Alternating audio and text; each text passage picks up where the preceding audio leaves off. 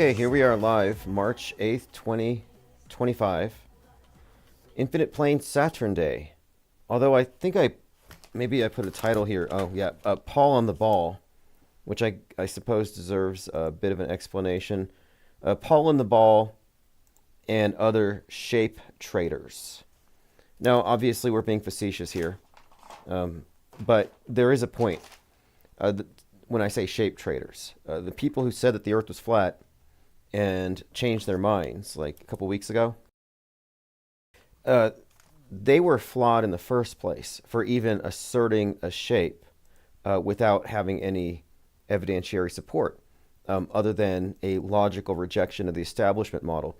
But agnosticism and skepticism aren't the same thing as jumping onto another model prematurely or accepting bad evidence. And in the case of, let's say, Robbie Davidson, for example, he was a big Bible Earth promoter. So how does he go from, hey, this is the irrefutable, undeniable Word of God, to God got it wrong, NASA's right? Like, it shouldn't be like this. I mean, they shouldn't come out saying, I was wrong. It's like, no, you were wrong to accept the model.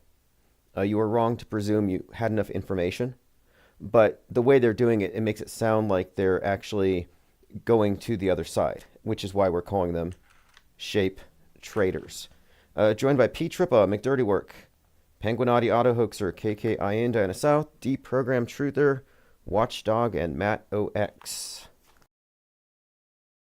So Paul on the Plane is the latest casualty of the final experiment, where a group of flat earthers and a couple gloobers, and by the way, the gloobers are smart, they know what they're talking about, however, they believe all the fake news.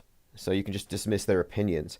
But they went down to Antarctica and they burned a straw man. And they came back and were really proud of themselves, and then were a little angry when they found out nobody was impressed. Penguinati, do you think Derek Chauvin is? No, I've kept up with the Parkers. I've kept up with a lot of the Sandy Hookers, and they are a peculiar bunch. I believe that one of them, someone's asking if I think Derek Chauvin is repurposed. No, Derek Chauvin is Derek Chauvin. There are people who will look at a picture of somebody and notice it looks similar to somebody else. But if you think Derek Chauvin is Robbie Parker, it's not like it's racist, but you're generalizing their features. And you have to also look at videos, and you have to look at or listen to their voices. And then think about the logical sense it would even make. Is it even plausible or even fakeable?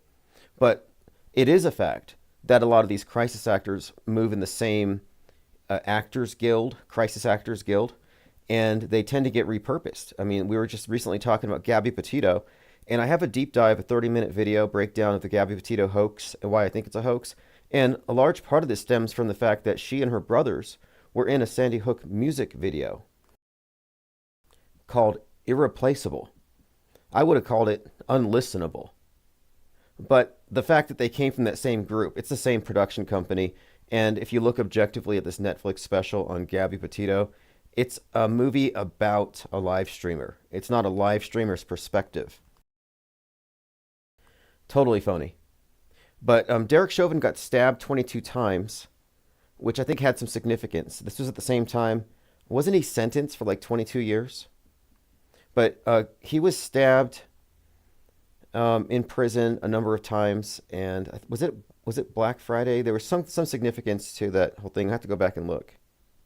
But it was around the same time that a hockey player had his throat slashed on the hockey ring, and we were connecting these events because it was like hockey player number 22, and I think he was slashing. I have to go back and look. I don't want to go too far into the weeds here, but I do want to bring this up because we have been talking about history recently. Someone brought up mud flood, which is a ridiculous proposition on many levels, but I think it makes a lot of sense if you look at it metaphorically. Has our history been erased? Well, the fact of it is the power elite write our history every day through fake news, through totally controlled media, so they may as well be burning books. They are writing history as they go. How is that any different? It's not like we ever had an objective history that they're rewriting. No, they've been fictionalizing it this whole time. So this brought up the subject of, well, how far back can we go? How far back can we trust things? And this is where we get into retro auto-hoaxing.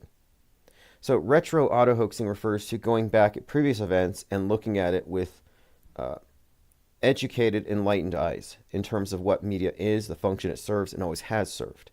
Because again, it's just a branch of government, and it's how they rule us. It really is mind war. And going back and looking at these things tends to show the same as if we're looking at the news today. Same terrible actors, same terrible writing, easy to see if you know what you're looking at. But it's not just good enough to call things out fake to the obvious, preaching to the choir. And I've been doing a lot of research and development with a number of AI applications. Everyone knows Chat GPT, but I've been checking out stuff like there's one in particular I've been into, Novel Crafter, which is just we kind of organize your ideas. And the more I've been looking into this, the more I've realized, wait a minute here. If I can program this thing with its codex, with the different characters, to write according to my my parameters for each character, then I can kind of guide it in its interpretation of what I put into it. And I've been realizing here it would be really simple to take old news stories and have them evaluated in a very automated way. So let's have an AI chatbot auto hoax everything in the past, go through the news, and with our new set of criteria, and ask certain questions and say, well, there's enough information here to question it. There's enough reason to think it's fake because of this, this, and this. And we would clearly connect this with predictive programming examples, but we want a full documentation. We want the parallel media to have a paper trail of fakery going back decades. And we've tackled this before. I had a wiki on this, but coincidentally, we were overtaken by Russian bots. It was unusable, and it kind of got abandoned.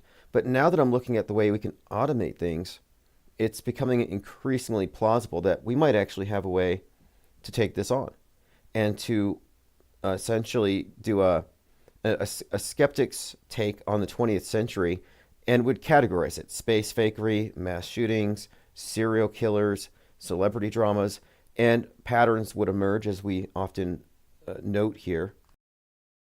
But I'm talking about creating a large body of material that not only parallels what the public believes to be true, but just adds on to it.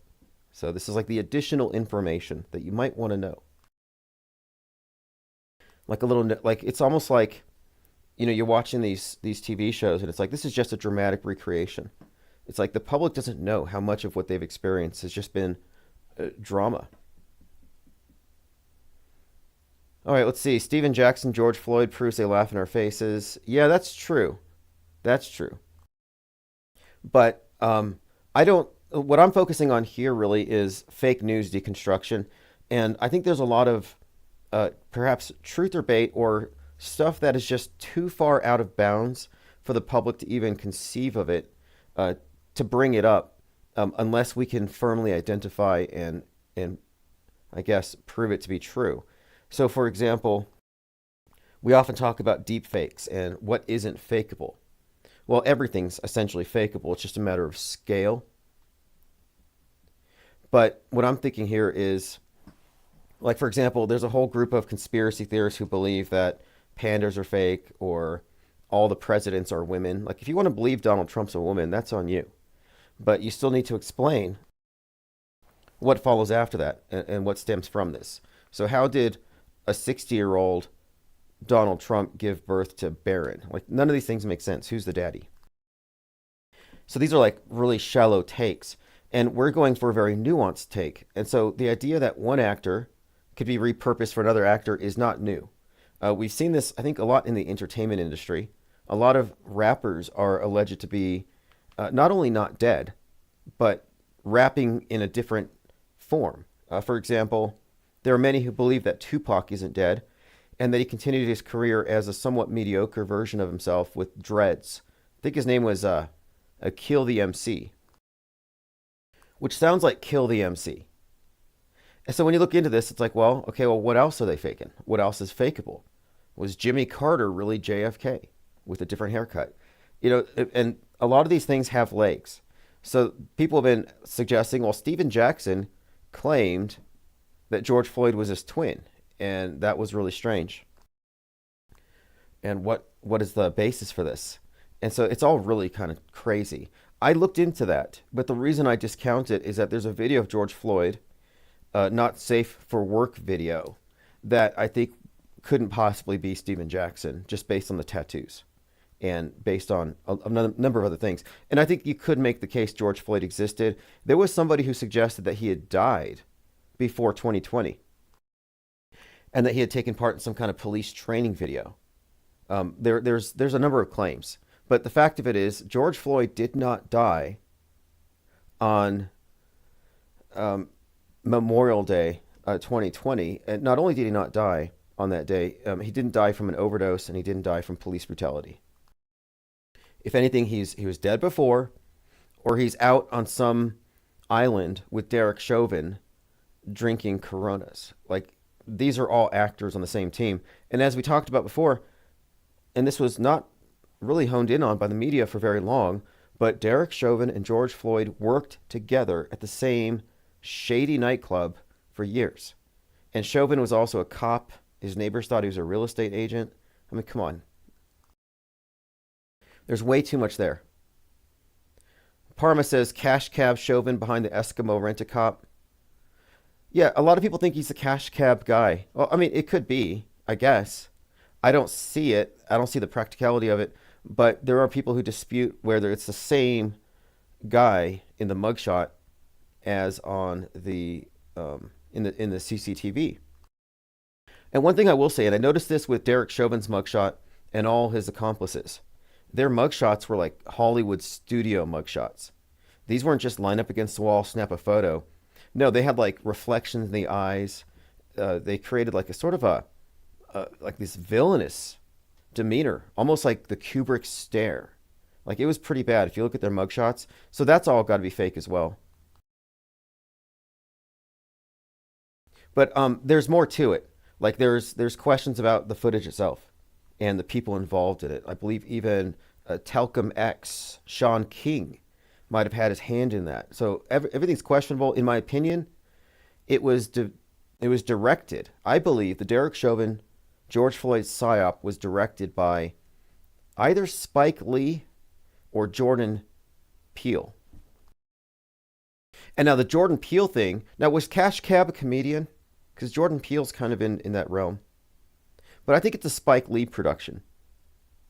And one of the things I like to analyze here when it comes to these big events, and we'll get into this with our parallel media, is who directed what psyop?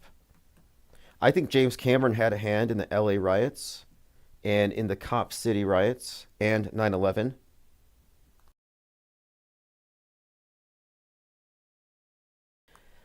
But in all likelihood, George Floyd was a real person who made some kind of a deal and we got a crisis acting gig. If you watch the entirety of the footage, he was saying, "I can't breathe," when he was in the back seat of the roomy SUV. He was already saying that. And I'm wondering, well, it's probably because he was a terrible actor. And there's no director on a live one-shot take like that with body cam footage to say, "No, George, wait until you're on the ground to say I can't breathe." So he started kind of early. That didn't make sense. But again, there's enough with the scripting, the predictive programming, the timing of it, the ritualistic significance of this event to question whether any of it is real in any sense. And no, the whole thing was a hoax and a psyop. In fact, the doll on the ground, at one point, George Floyd didn't have legs. And even in the back of the ambulance, that was a hyper-realistic simulation training dummy manufactured locally in the Twin Cities. There was a company called Seven Sigma. Their manufacturing plant was centered there, and it was one of the first things that the arsonists and looters burned. Why would they burn the factory that produces the simulation training dummies that you can intubate, that speak, that breathe, that look realistic, especially to the camera? Like, in person, they look realistic. But on film, they're foolproof. And so there's plenty there to suggest that, no, there's nothing about the story that was real. And again, Derek Chauvin, is he really in jail? You know what's interesting about this is Miles Mathis just put out a piece on the question of these various high-profile celebrity arrests. Like Sam Bankman turned 33 the other day in the same cell as P. Diddy. And I think they're also sharing a cell with the Prophet of Doom, Frank James, who fired 33 rounds into the subway, protesting the city's lack of care for the mentally ill, basically the Riddler. And then you had also R. Kelly. R. Kelly is hanging out with the Prophet of Doom, P. Diddy, and Sam Bankman. There's so much happening right now, but let's start at the top here. I don't know if I have it marked. I will get into it though. Miles Mathis has a article about fake prisons, so we'll talk about that. There's quite a lot. Let's just start with the topic here. Paul on the ball. Robbie Davidson, who did a 6-part documentary called The Globe Lie with Philip Stallings and Rob Skiba. And Philip Stallings, founder of the Biblical Flat Earth Society, is serving life in prison for abusing a ton of children on camera. But that Robbie Davidson, who is also the Flat Earth Conference organizer, who prevented a woman who was SA'd from calling the police because the person who did it, Jake Bird, worked for Jimmy Kimmel, who was secretly invited. This guy was secretly invited by Robbie Davidson. So anyway, that Robbie Davidson posted this. Paul on the plane, a speaker at a couple of my conferences, which also included a bunch of sex offender speakers, side note, and the creator of the popular series Space is Fake, had built a significant following on his YouTube channel. Yesterday, he briefly announced that he no longer holds the belief that the Earth is flat. Keep an eye out for his upcoming official statement. Well, he'll explain the reasons behind his change of view. So here's what Paul on the ball said. Paul on the plane. I'm hearing people don't think I exist anymore, let alone now that I'm a glober. I want to set the record straight. It can't be flat. I'll explain further when I get a chance to finalize my statement and articulate my rationale. But for now, this will have to do.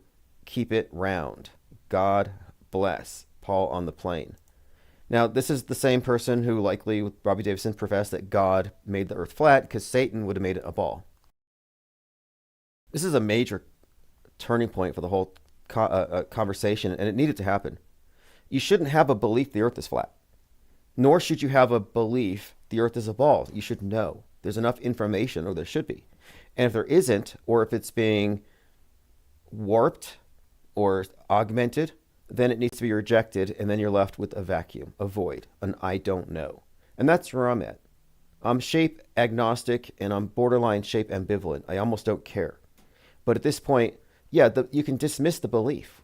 I foment a culture of disbelief, non-belief here. We are media non-believers. We know what we know. We don't need to take a leap of faith and trust the person isn't lying to us. And even if they aren't lying, they're lying.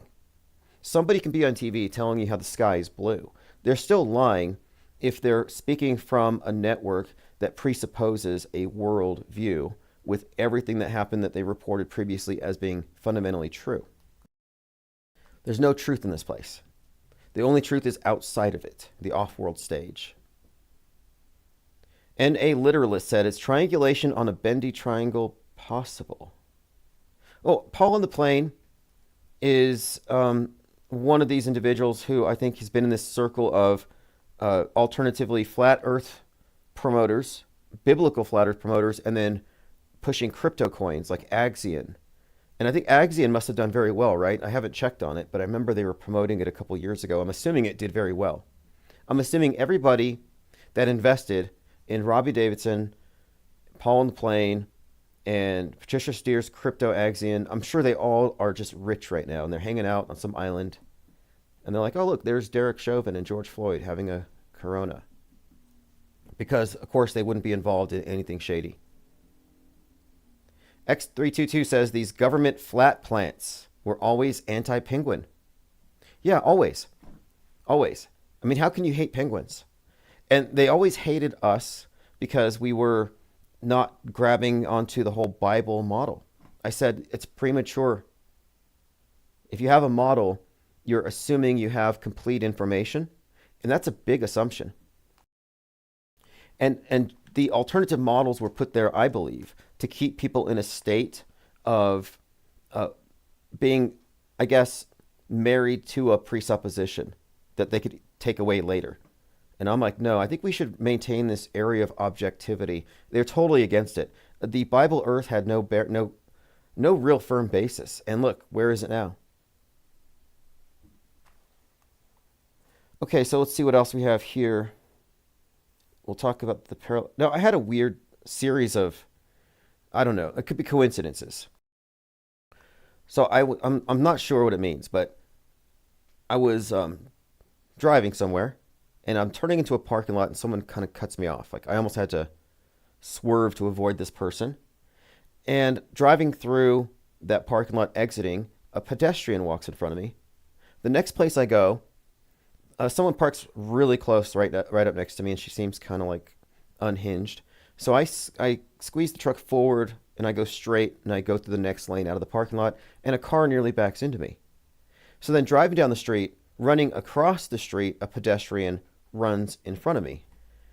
So then I'm kind of taking it slow. I'm driving back home down a back road, and a pizza delivery guy in a red car backs out into the street again in front of me. So I had five different instances that I was counting of being just annoyingly blocked. And sometimes these things happen to me, and I used to call it just matrixy behavior, like something's trying to tell me something. I'm not saying it's bad luck. I'm saying it's some kind of a sign. So what is the sign? I don't know. But I stopped and I actually parked so I could write it down and think about this for a minute. Not sure what it means, but I think it means you're going the wrong way or I'm doing something wrong. I'm not sure what it means, but I pay attention to these things. I think there's some kind of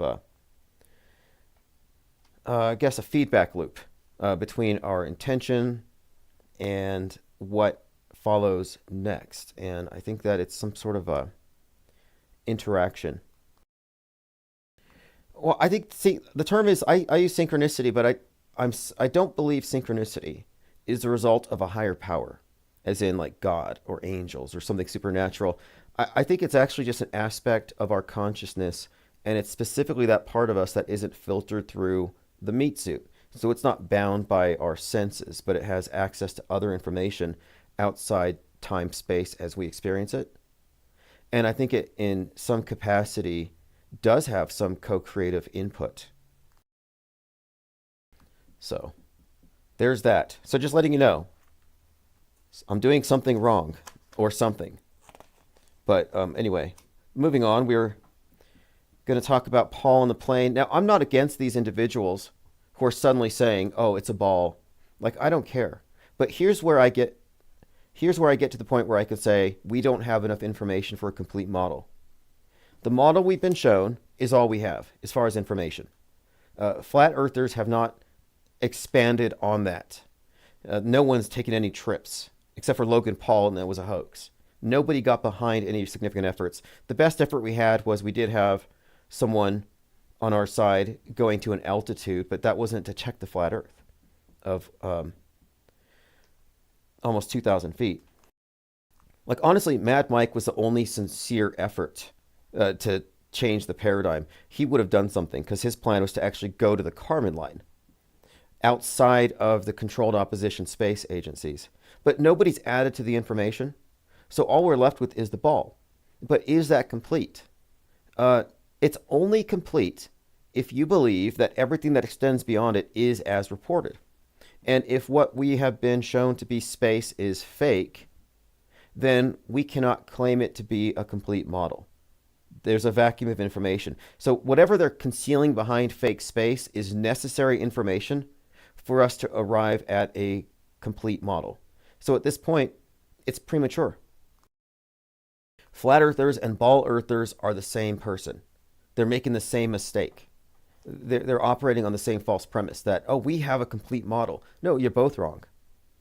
False dichotomy. The either or fallacy.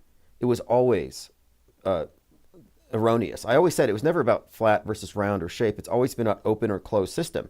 And what we have revealed here is that it is an open system. And they pretend it's closed because they've given us false parameters. But we have seen through. So for them to say that they didn't have a point is kind of like, that's where I'm kind of disagreeing with them.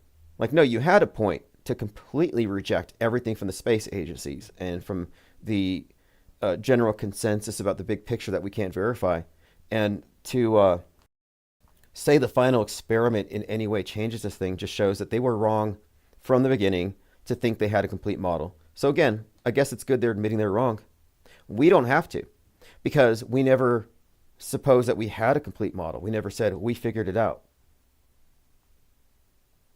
What's up? This is where it's at. Otto Sad, how you doing? Concavers have a working model. So concavers have a working model in the same way that the globe is a working model. Yeah, it works if you assume its parameters. But what I'm saying is what's outside of the concave Earth. So for those who don't know, concave Earth is not hollow in the usual sense of like inside of a ball in a heliocentric system. But concave Earth refers to everything that we see is within a like we're in like a womb of some kind. But what's outside? Infinite dirt. They just replace space with dirt.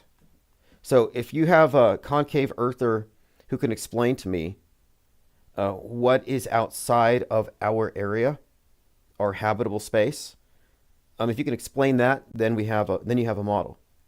But if it's just infinite dirt, like in all directions or whatever, it's the same proposition as infinite space. And in fact, it has less explanatory power. Otto said, remember Lord Stephen Christ? Isn't he back in prison? Yeah, I wish. He's actually, he's in the concave Earth now. It's not as big as he thought it would be. It's just about 6 foot by 4 foot by 8 feet deep or whatever. But no, he's I don't know how big these graves are. He's fortunately passed. But he's like one of the first ones who made sense of the idea, and he built models to explain it. He was not a hollow earther. He was a concave earther. And yeah, he did go to jail for threatening to kill a couple presidents. First it was Obama, and then it was Trump. But, you know, he had problems, and I hope he's in a better place. Psy Girl says, Trump made a reference to outer space at the climax of his speech, promising to take us further, and they have to double down on the legitimacy of Musk as the space pioneer. Plus, he's got Space Force. And Space Force has control of all military satellites. I mean, what does that tell you? That our entire military is there as a subset of the PSYOP entertainment complex. It's all fakery. The fakery is not a force multiplier. It's not a Machiavellian maneuver to fool the other side. No, the fakery is to fool the general populations. It's to fool the multitudes. The military are performance artists. And if you find that offensive, nukes are fake. I mean, if that doesn't shake up your entire perspective of what you're a part of, then nothing will. Like, you have to believe in these things to have any sort of a belief in any of it. And it's like, it's not unpatriotic, what I'm saying here. I was in the military, and I knew how, now looking back, yeah, I was brainwashed. I was in a closed system.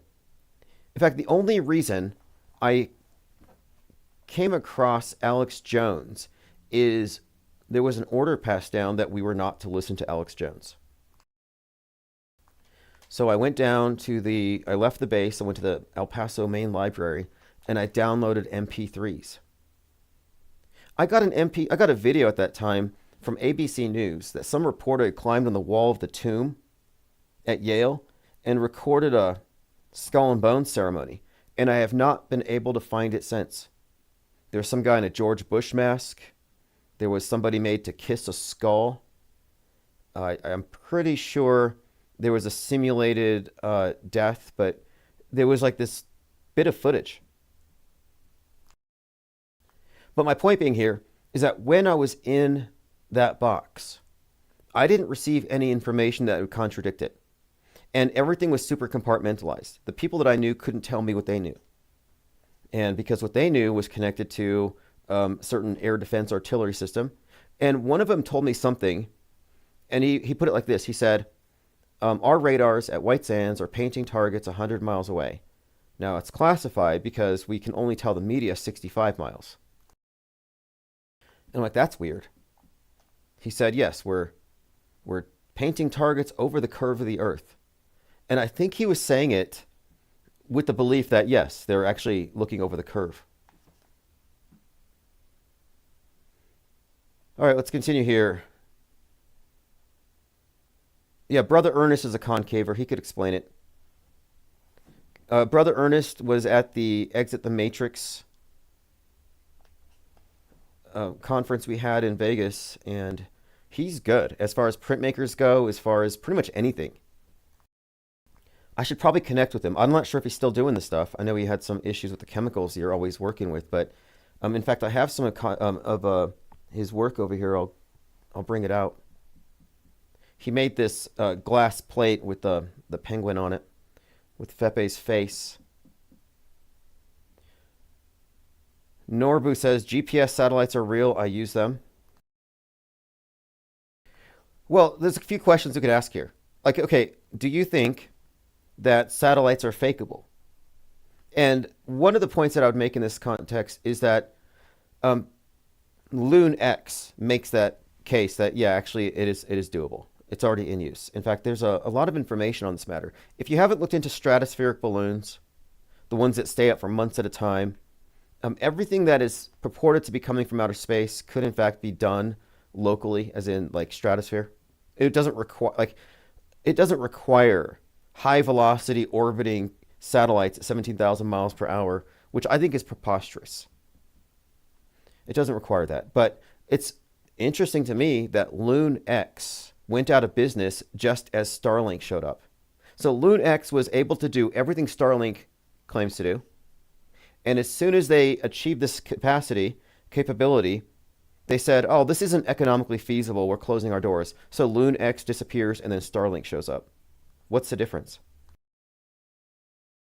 And NASA's been involved with balloons for a long time. And it's not like they're faking it. They're actually doing, not everything NASA does is fake. You can pretty much trust everything they're doing below the Kármán line is pretty much real. It's beyond that where you have to really question it.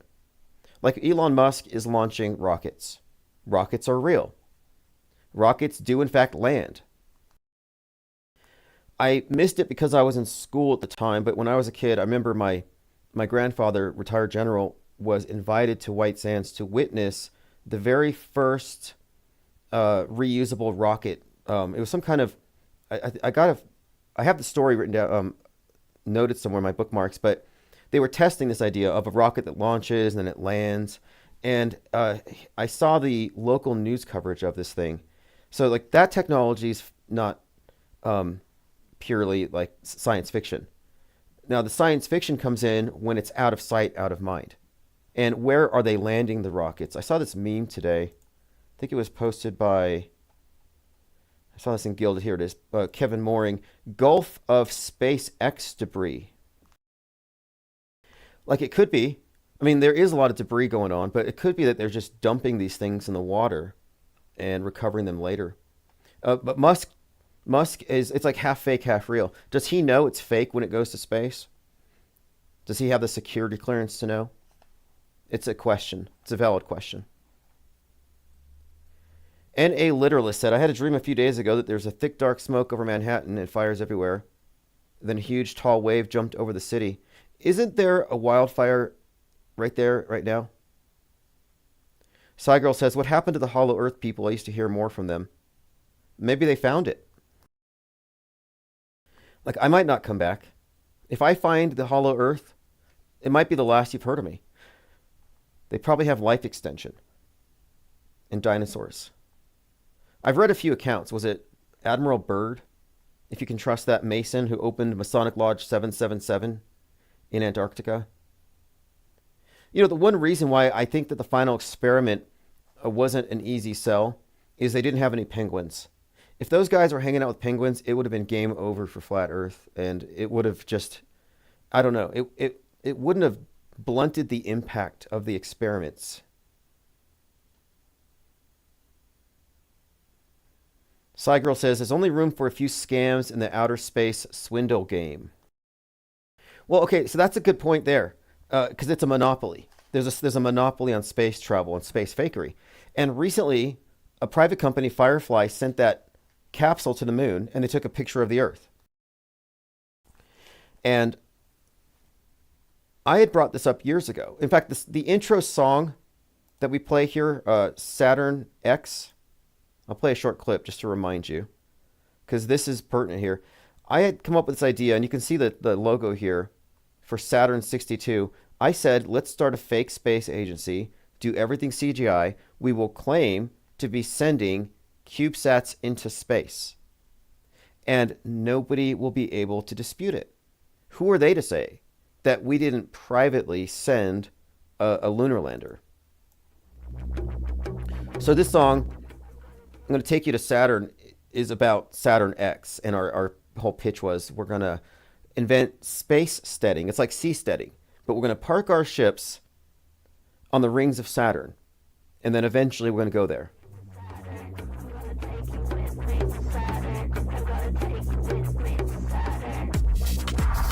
Autosad says, I never trusted the Garden of Eden is in the North Pole. Oh, you think it's the North Pole? What do you think about Mount Meru, or the 33-mile circumference magnetic rock at the center of it all, according to Mercator? Gerardus Mercator.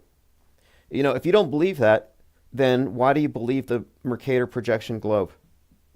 He was writing his BFF, John Dee, not an insignificant figure in history. He coined the phrase British Empire, the original 007 spy for the Queen, astrologer. He invented Enochian magic, the basis for a lot of Western occultic ritual.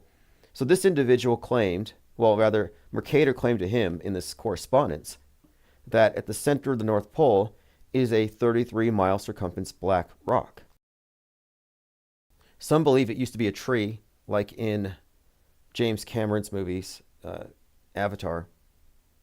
You know, big giant. I mean, I'm sure you've all noticed that a lot of mountains happen to look like tree stumps. It's just a coincidence, you know.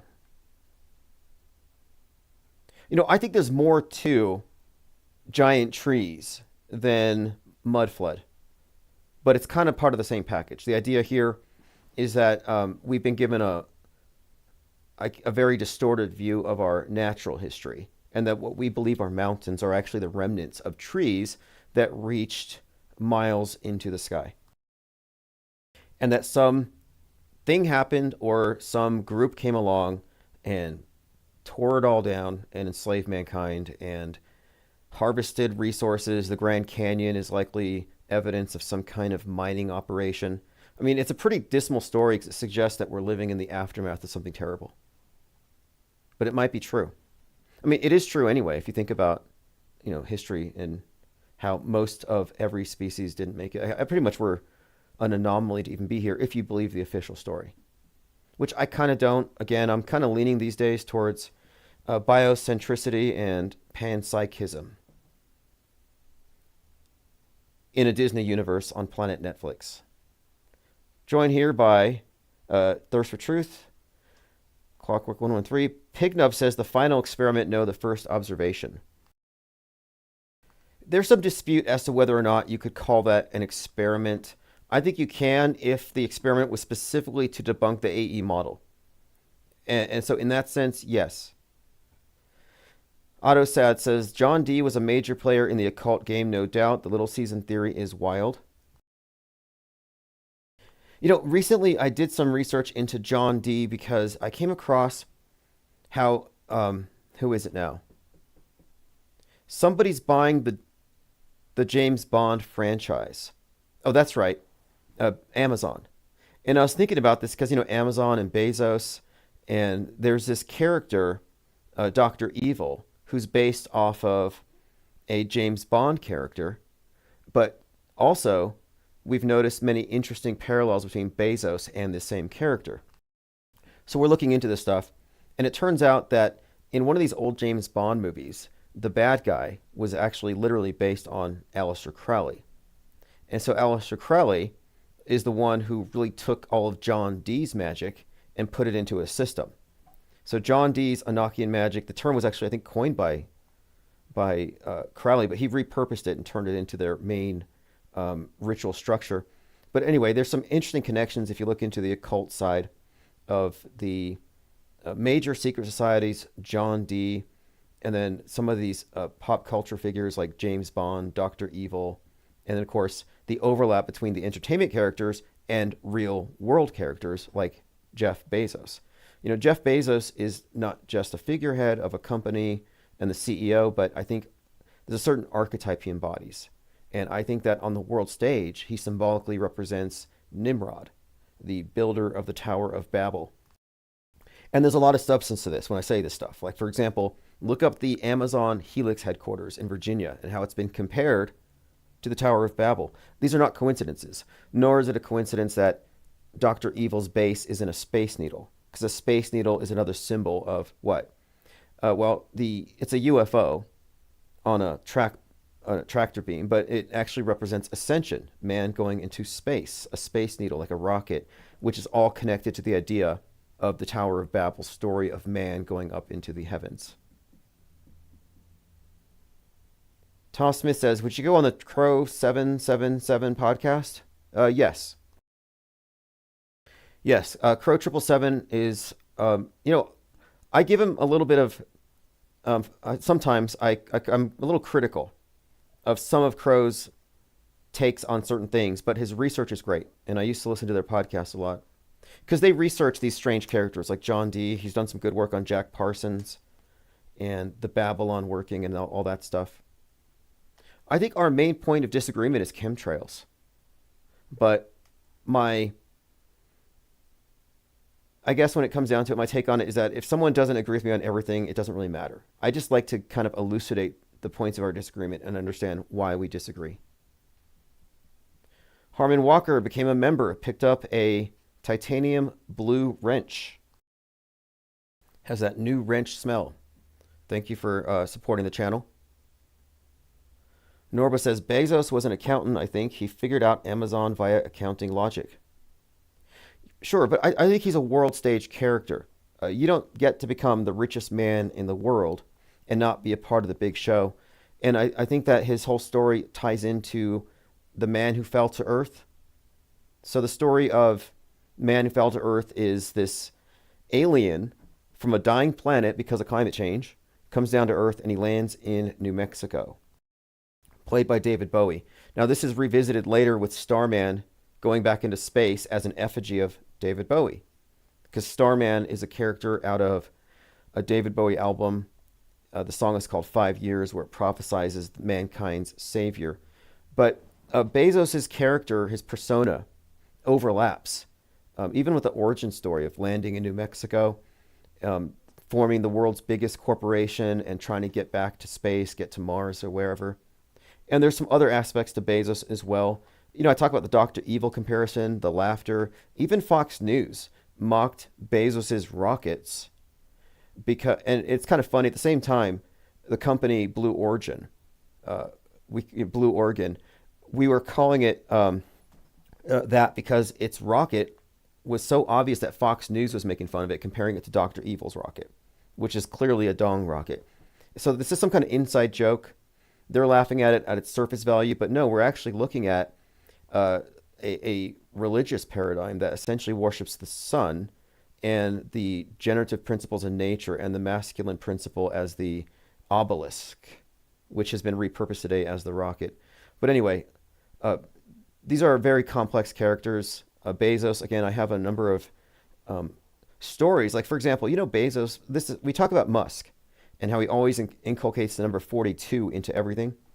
Well, Bezos bought a $42 million clock, put it inside the Sierra Diablo Mountains.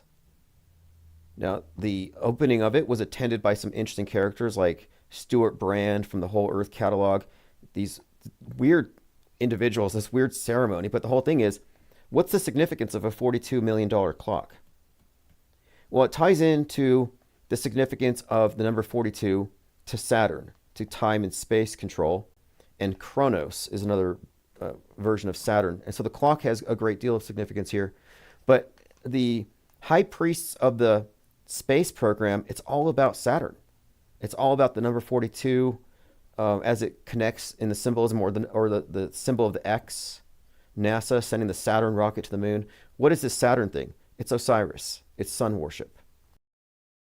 It's all worship of their god. That's what the rocket symbol ultimately is. So you have these individuals like Tucker Carlson and others, or Fox News, laughing at Bezos's rocket and these comparisons. Well, that's a very exoteric take.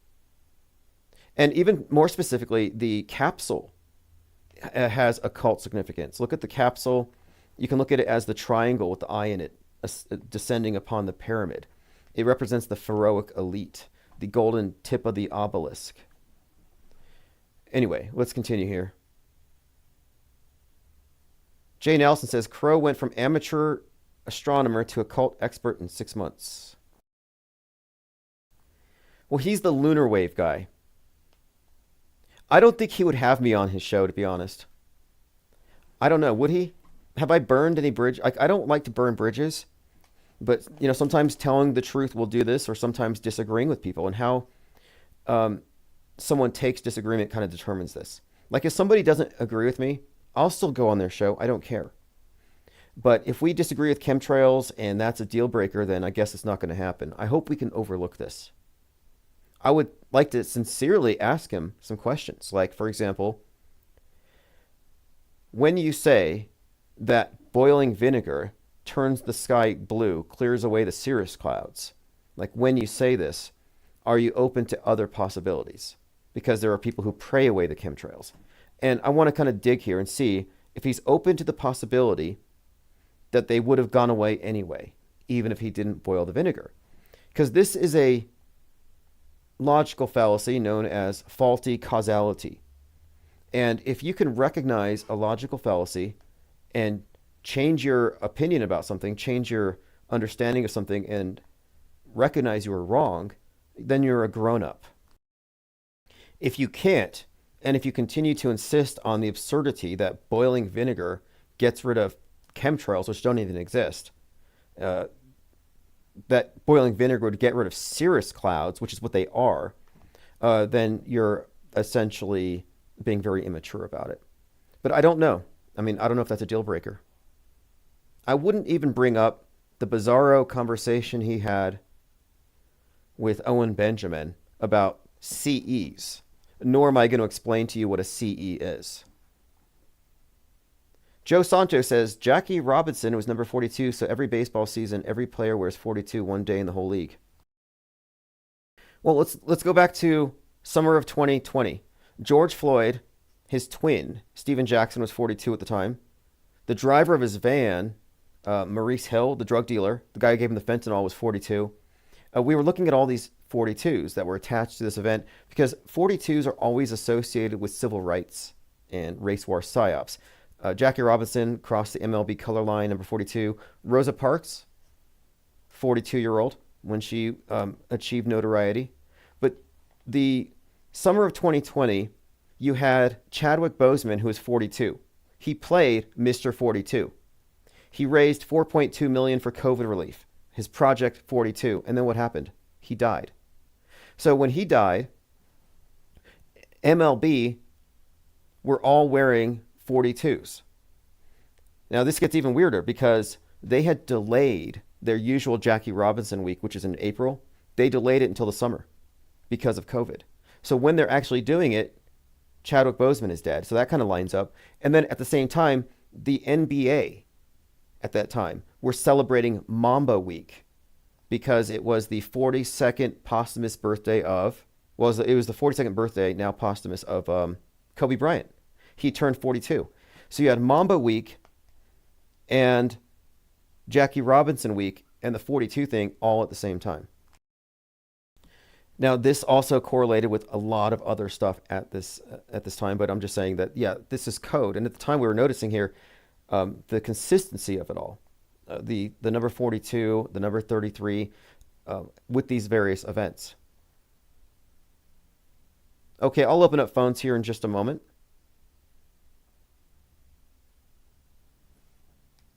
Okay, going through your comments. Joined here by somebody from Kick. I think Kick is all bots. Yeah, Norvis, is 42 black? So that's a good question. I would say 42 is associated with Saturn. And every planet has a color association, a metal, and other things. So for example, Mars, red, iron, Venus, green, copper, Saturn, black. Sun, Saturn is lead. So Saturn is associated with black, but it's lead. So you have Saturn is associated with death and the kingdom, the earth, the material realm, matter. And then light is associated with the sun and gold or white. And so you have the black and white, sun and Saturn. I think these are the polarity, the duality, and it's what they represent. Because the 42 is associated also with gravity, and of course the earth, gravel, the grave. It's this idea of down and falling. Whereas the number 33 is consistently associated with ascension, immolation, transformation, things burning, disappearing into the ether, essentially. The resurrection of Christ at 33, 33 vertebrae in the spine represent the ascension of consciousness. It's Mach 33 to leave the earth. 33 consistently associated again with ascension, and 42 falling. So I think it's up, down, ascension, falling, dark, light, positive, negative. It's not about race. It's about duality and Hegelian dialectics manipulation, and then it has certain other occultic meanings. But and additionally, if you look at the symbol of Saturn, as far as like the old astrological symbols, you have like what appears to be a cross and a 2. Well, the cross is the 4. If you look at the origin of these numbers, and they all have letters, numbers, it's interesting to see the origin of these things and how there's something of a relationship between the shape and its meaning, especially with like runes, for example. But specifically, the 4 and the cross has always been associated with the sun, the 4 seasons.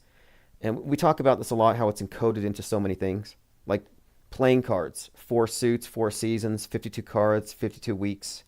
And it goes into deeper nuance. You add up all the pips, all the numbers, you get 365. So 4 is associated with, again, the sun.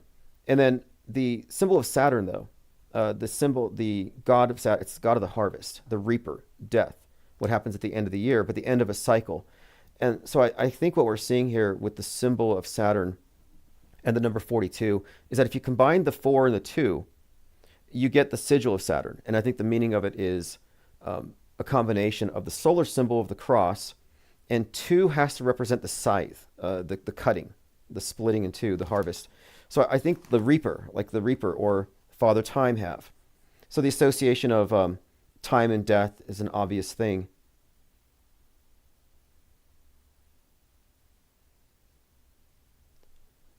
Let's see here. Let's continue. Yeah, Wikipedia says he was 43 when he died. I don't know if you know this. Like, we were following this at the time because we were talking about all these things at the time. Because when Chadwick Boseman died, he had been recently playing Black Panther. So what preceded BLM? The Black Panthers. We're talking about like what's a parallel movement. It's a continuous movement. It's just a rebranding. So like, for example, Emmett Till, civil rights. Then you have Trayvon Martin and BLM. So we were talking about the significance of all of this summer, or that summer of 2020, and Mr. 42, and how he's Black Panther. And when he died, there were children across the country who were burying their Black Panther dolls in the backyard. So putting them in a grave. And this all ties into the symbol of Saturn, who also, you could say, Moloch, Osiris, Moloch, Saturn. These are all, if you look at syncretism, it's just comparative mythology and symbolism. It's the same entity.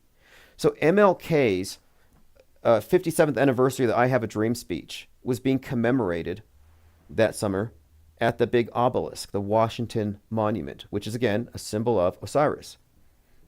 So we're looking at this BLM gathering here at this MLK dressed in black, and it says Rip King is a hashtag, Rip King for MLK.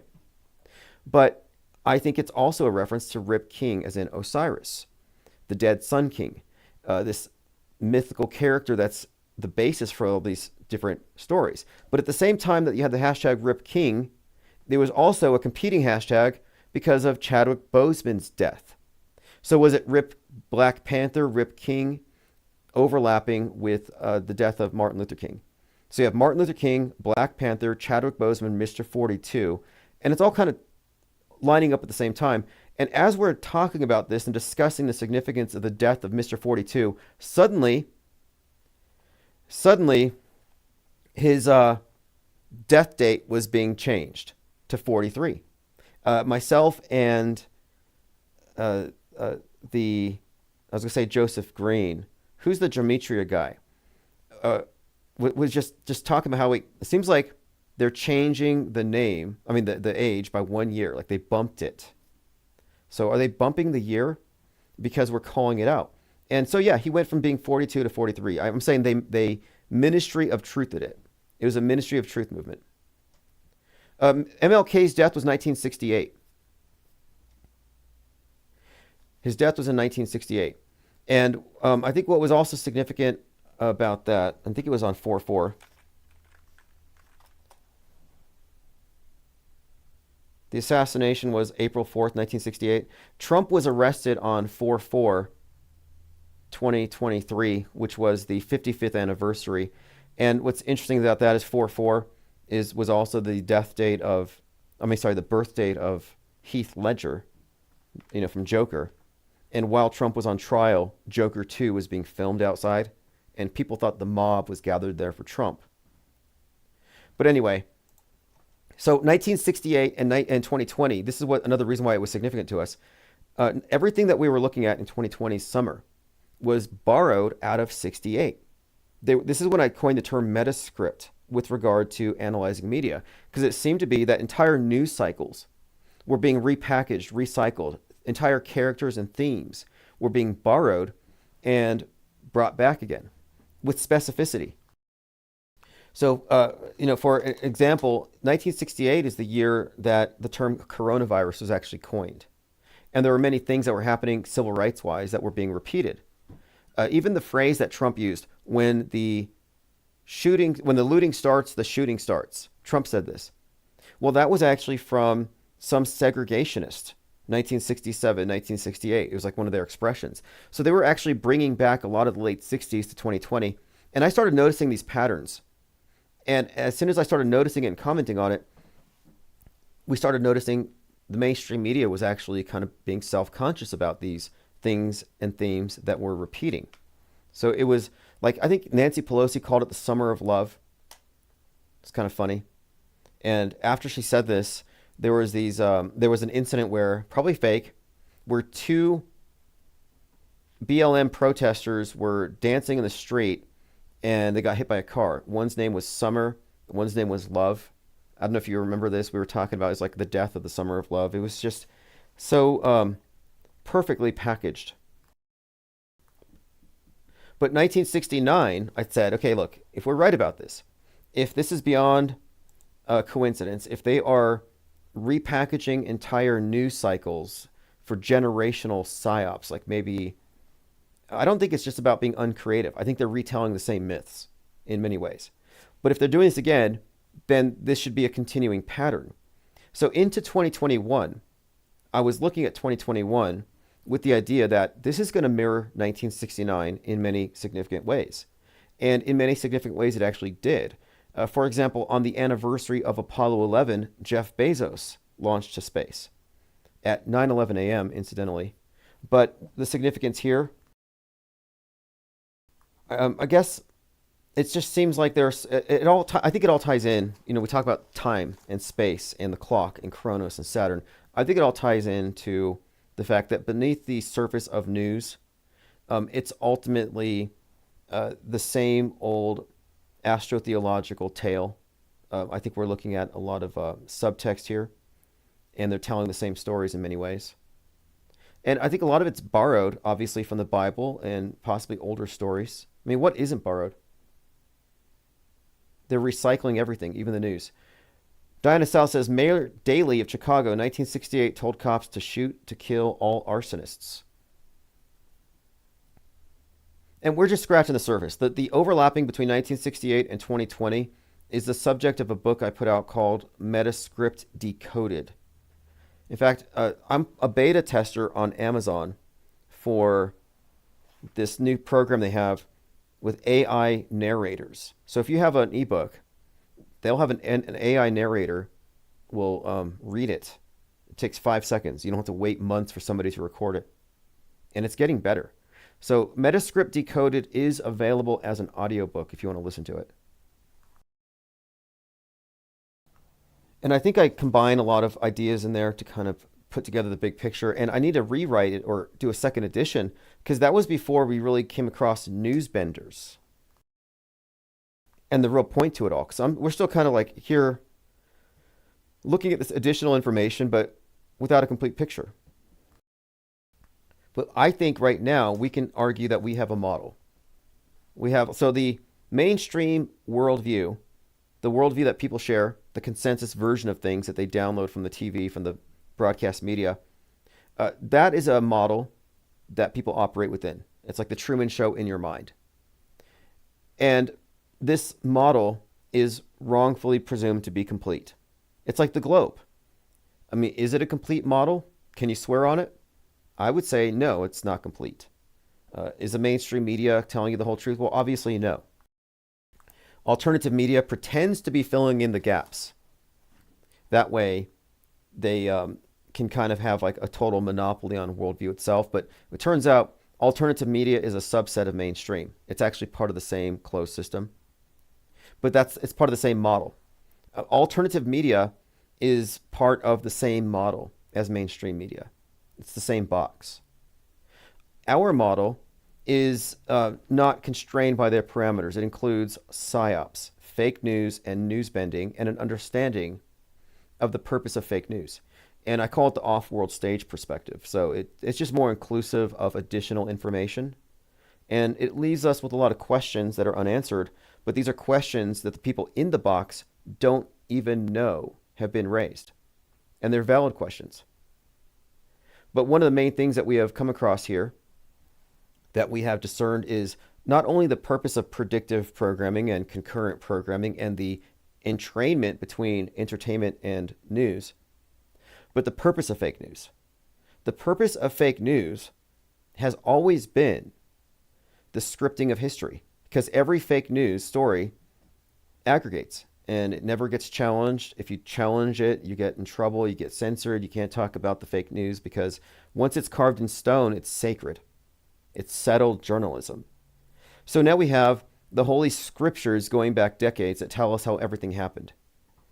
That's their main power. They control time and space, geography. They control our worldview. They control everything. But primarily they do it through lies day by day that are unchallengeable. And it's only a small percentage of the news that has to be fake. So I'm not here saying it's all fake. That was an old straw man. People say, you guys say everything's fake. No, you say everything's real. That's the problem. The problem is those of you who think everything's real. The real thing that we're bringing forth here is that the small percentage of what is faked is the focal point for everything else. So all the real news is bending itself. It's being bent. It's being influenced. It's being warped. That's why I say that there is no truth here. You could be truthy. You can have a pure heart. But the instant you start reading from that teleprompter, you're co-signing on a ton of fakery. So the purpose of fake news is worldview warfare and control, which they have successfully executed. Everybody's subsumed into the system. There are no real Neos in this matrix. Alex Jones is not a Neo. The QAnon shaman's not a Neo. The QAnoners out there on Q Street, with the Mentonol lean, they've given their minds over to something. They've outsourced a large part of their worldview building to nefarious characters. So I'm putting together some posters. I've already designed these before. I put one of them in the tabloid, but I'm going to also sell these posters separate. I have a diagram, and it has a box. It says MSM, World of the Programmed. Within the box, you have MSM Plus, which is Trutherville and Woketown. Woketown is on the left, Trutherville is on the right, but both are in the box. And the box is the programmed. There are no unprogrammed because you're born in it. There are only the deprogrammed, and that's only us. I mean, if you could find any deprogrammed outside of the IPS think tank, outside of the fakeologists or JLB, we have some overlap, point them out. Let us know, where's the enclave of people who figured out the purpose of fake news, predictive programming, and how news bending works and what its purpose is and the scale of it, the monolithic nature of it. Norba says, what's your knee-jerk reaction to the phrase revisionist history? Exactly. Racist. They say it's racist. Revisionist history is something that is almost entirely ascribed to white nationalists who challenge the Holocaust narratives. And I have nothing to do with them. Because if you call one thing fake, but you think everything else is real, your perspective is worthless. And some people want to believe some things to be real and other things to be fake so that they can manipulate it. Like some people say, oh, this group did 9/11, so I hate them. You don't know who did 9/11. And you don't even know what 9/11 was. And you're getting mad over nothing because nobody died. Elford says, auto hoaxers unite. Yes, auto hoaxers of the world unite. That's what we're doing here. Now, I'm not going to Trutherville trying to wake them up. I'm not trying to get them clean. Like, let's have a QAnon anon meeting here, 12-step program, and get them out. Like, that's not my intention here. The wokesters are unwakeable. They're so deep. They're married to the system. They're totally aligned with it, their values and everything. So you don't need pose on the left. The normies are unreachable and they're at peace. Let them have their bliss and let them marinate in their apathy if they can sleep with that. Like, honestly, the woke and the truthers are on a higher moral plane than the normies who don't care. But they're just wrong. They're misdirected. So I have nothing against them. Good for them for waking up. Bad for them for only half waking up. The way that we will be advancing here on forward is simply aggregating those who have already stepped outside of the box of their own volition. And it's not hard to find. It's not hard to notice when it happens. You will find your way here. Especially as we intensify the signal. And one of the things I'm working on right now to intensify the signal is the publishing wing. And I've been doing a lot of research and development and work with AI and these various GPTs. I'm just trying to figure out what's the best way to compete. Because what we don't have is we don't have the numbers. Deprogrammed Truther says it's literally just us, Tim. The others kind of get it. Well, I know it's just human nature and habit and tradition. But we had to really fight to get the phrase false flag eradicated from our lexicon. Because this is mind war, and ultimately it's a war of words and information and memes. And they have planted memes to guardrail our thoughts. If your frame, if your, whenever you look at any big news event, if your frame of reference is, I live in a world where false flags happen. So like a van runs over 33 people at a birthday party, and the guy's screaming Allah Akbar. What's your interpretation? The normie says terrorism. The left wing will say terrorism, but justified because of American military interventionism. And then the alternative media will say MK Ultra mind-controlled assassin sent by the deep state to grow the military-industrial complex. So they all have their interpretations over the event, about why it was done, who did it, who really did it. But whether you're left or right, a truther or a normie, you're not disputing that 33 kids got splattered. And that, to me, defines truthers. They're always just in the game with the mainstream with a different interpretation. So you have the pro-mainstream and the anti-mainstream. That's why I say you have to be anti-pro, anti-anti, which is where we're at. Anti-anti. If you're not anti-anti, then you're still playing according to their rules. Because the third perspective is, did it even happen? And you could say that, so to say that it happened, but somebody else did it is false flag theory. We had to get rid of false flag theory. False flag theory is just a way for them to shoehorn in mainstream agendas by making it palatable for the people who don't trust mainstream. So we've had to change our lexicon. We've had to define our terms, I think, a lot clearer than how they're thrown around. Like the term false flag needs to be understood and rejected because it's not right. And if you use these incorrect terms, if you start with the wrong premise that people died, well, that has all kinds of implications. It means, one, the media is not lying, or it's only lying partially. It means that this, it has so many implications that it's like, you take one false premise, and there's just a whole cluster of things that come attached to it, and so you have to eradicate that.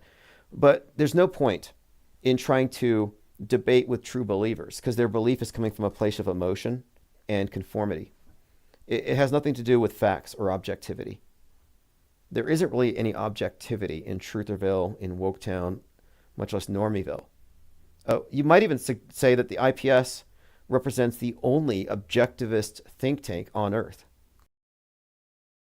And that sounds like a tall claim because there's millions of self-identified objectivists, I'm sure.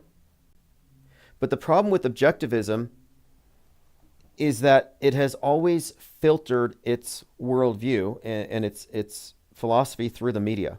It's always treated everything that we see in the news and all the history books as authentically real. So they don't really have any objectivity to speak of. It's like a relative objectivism. It's not truly objectivism. They sure loved the space program. Ayn Rand's people, they wrote about it like the space program was the ultimate testament to capitalism and the intellect. It's like, no, that represented a betrayal of the intellect and a subversion of our perceptions. It destroyed our psychoepistemology, which is what objectivism was supposed to fix. But they bought into a mystical paradigm.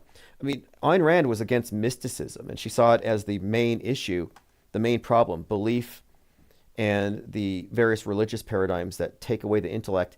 And yet her philosophic system, by conforming to the world and its media, its interpretations, actually lost all claim to objectivity.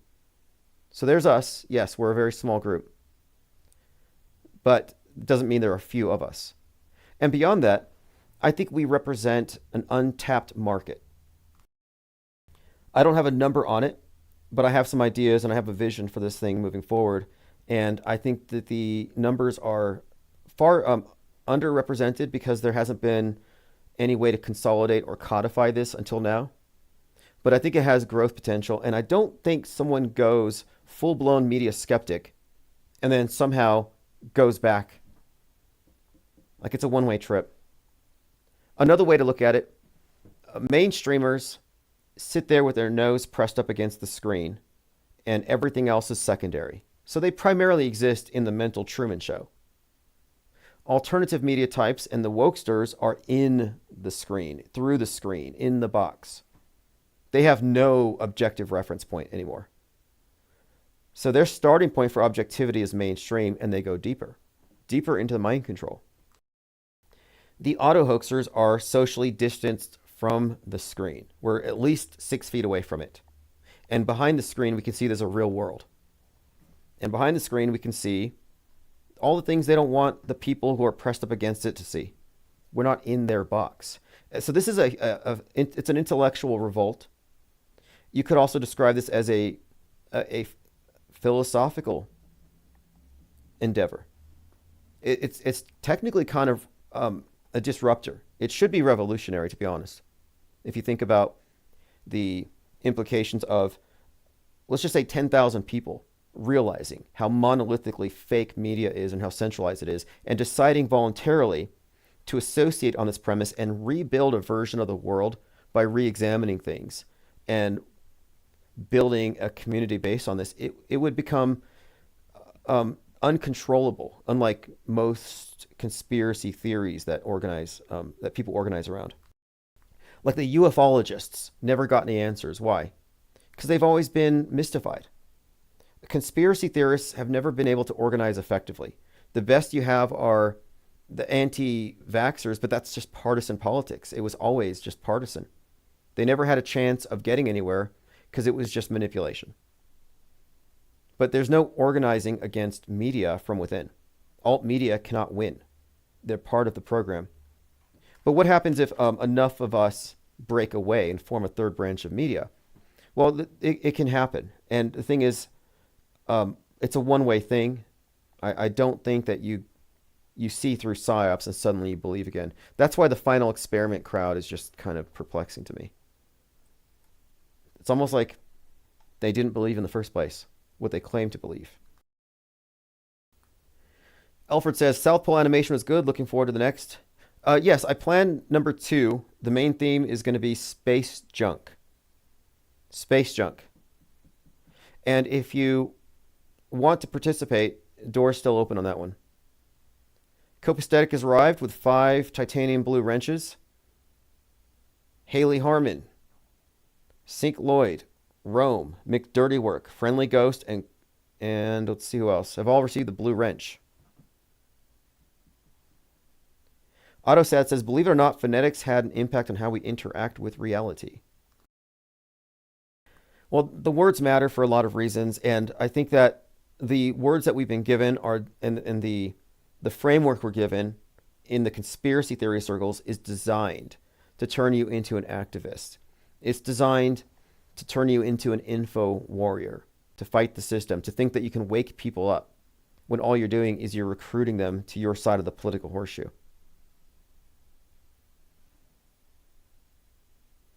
Erica Creech says, if I hear, I miss when the news was objective, like when Walter Cronkite was around. One more time.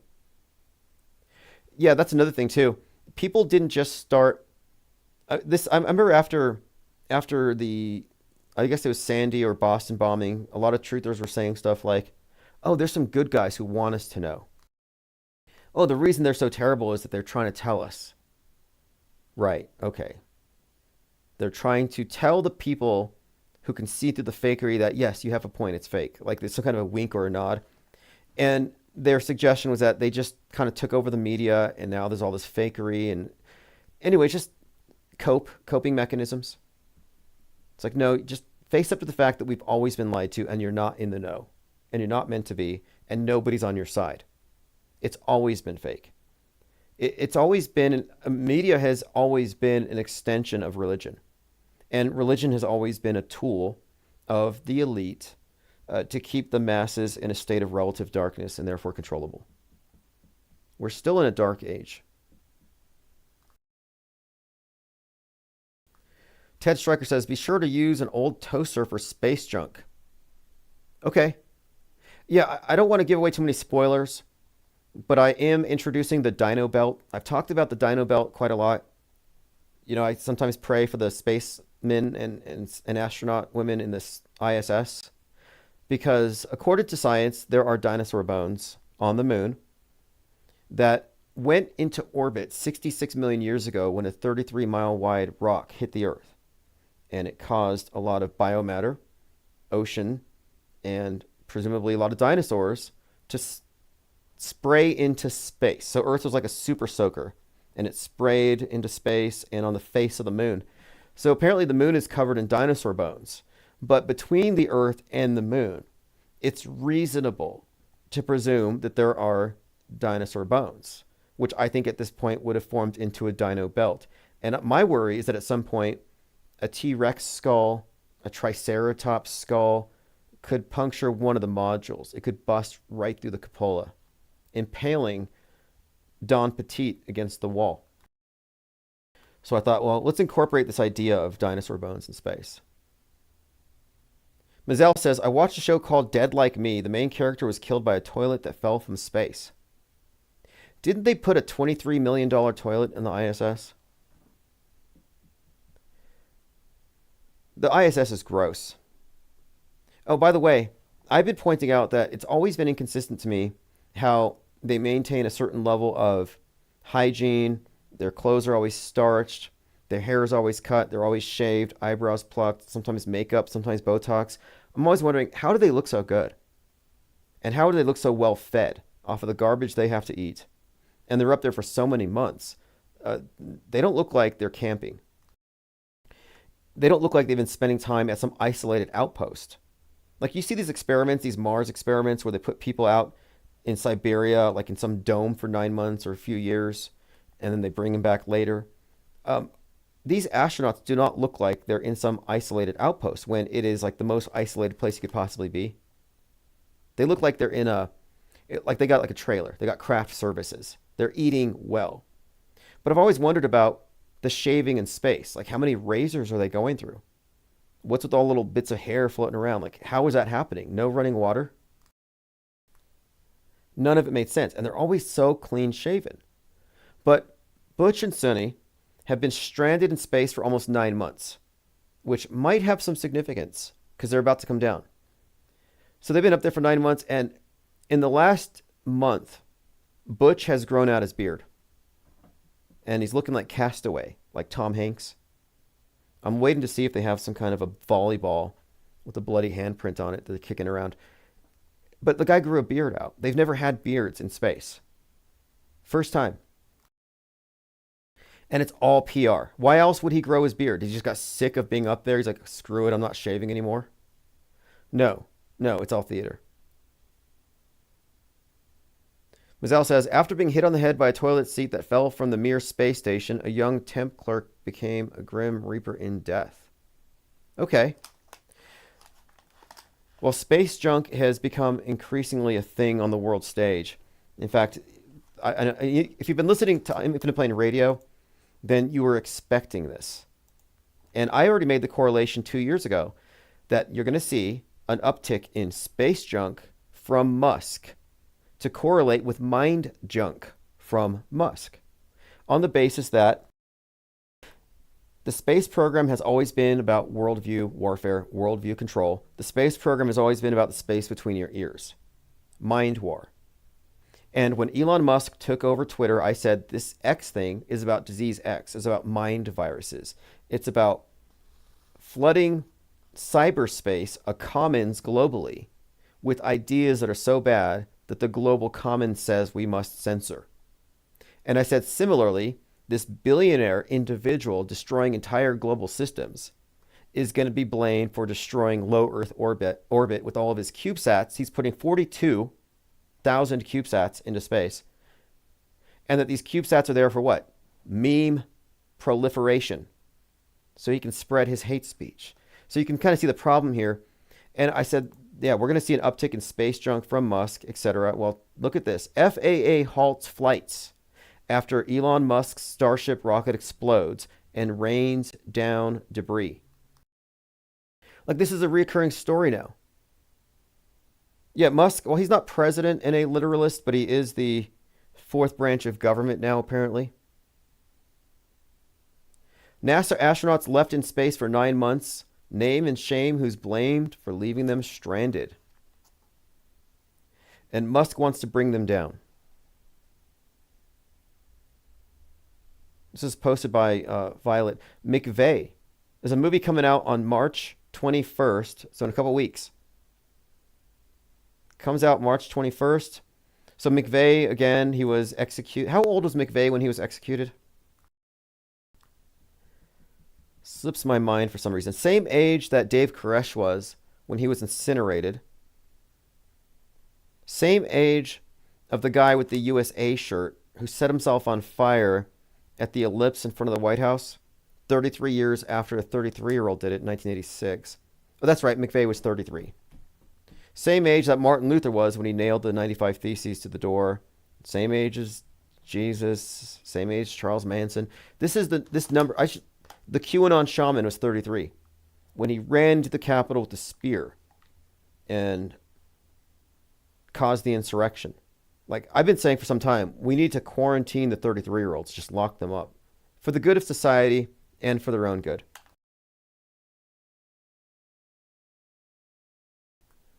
Okay, continuing here. This might have some significance. Somebody pointed this out to me because of the connection with the Odyssey. So, okay, Space Odyssey 2001, Stanley Kubrick has a lot of predictive programming for right now, for 9/11, for 2020, and for the advent of the iPhone, the smartphone, the ubiquitous black cube, the black monolith, the slate, the monolithic worldview as censored and curated by your handheld devices' controllers. So we've been talking about Space Odyssey for some time and how that movie tells the story of man entering the space age, and the symbol of the sun and the moon and the eclipse over the monolith. I think this represents the solar and the lunar, represent the news and the fiction, the dreams and reality merging into one, which is what we have seen with the PSYOP entertainment complex for decade after decade since. That's been its primary purpose. So this Odyssey thing is significant for that reason. But when these two astronauts, the ones who are stranded, went up to space, they went in the Calypso. And at the time, before it even launched, I was predicting here there's going to be an incident with this whole launch because it's a Boeing thing. And there was all kinds of talk ever since Leave the World Behind about Boeing and Boeing disasters and Boeing plane parts falling from the sky, Boeing tail cone falling into a parking lot of a Catholic school. Everything was Boeing. And then I watch Fly Me to the Moon with Scarlett Johansson and Channing Tatum. Channing Tatum, by the way, says F you flat earthers. He was pretty crude about it. He has no patience. Channing Tatum. So he's in this movie, Fly Me to the Moon. He has a message for all flat earthers. I'm going to play this. And in the movie, they reference fiery disasters and Boeing in the same sentence several times. So you've got Fly Me to the Moon, Boeing disasters. So before this thing even launched, I said there's going to be a disaster. Well, what do you know? The Calypso keeps them stranded. And Calypso is the name of the nymph who keeps Odysseus stranded. What? So here you have the astronauts stranded, Calypso, they're on their space odyssey. So now we're kind of wondering, well, what's next? And as we're looking at this developing story, after Odysseus escapes the island, he confronts the Cyclops. He blinds the Cyclops. The Cyclops has its eye impaled on a stick. And then he prays, he appeals to his father Poseidon for revenge. So Poseidon has some connotations here because of the Kraken, Godzilla, metaphor for the nuke, beast from the sea, hunt for Red October, a ton of symbolism for Seattle getting nuked. Combined with this, I would say even James Cameron's work with the Challenger in the Abyss on 9/11 and the significance of that to the idea of the waterborne Poseidon nuclear torpedo that could take out a coastal town. So there's that.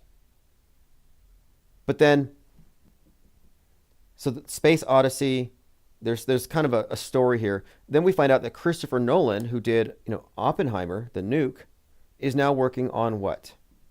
The Odyssey. Matt Damon's in it. Don't know if that means anything.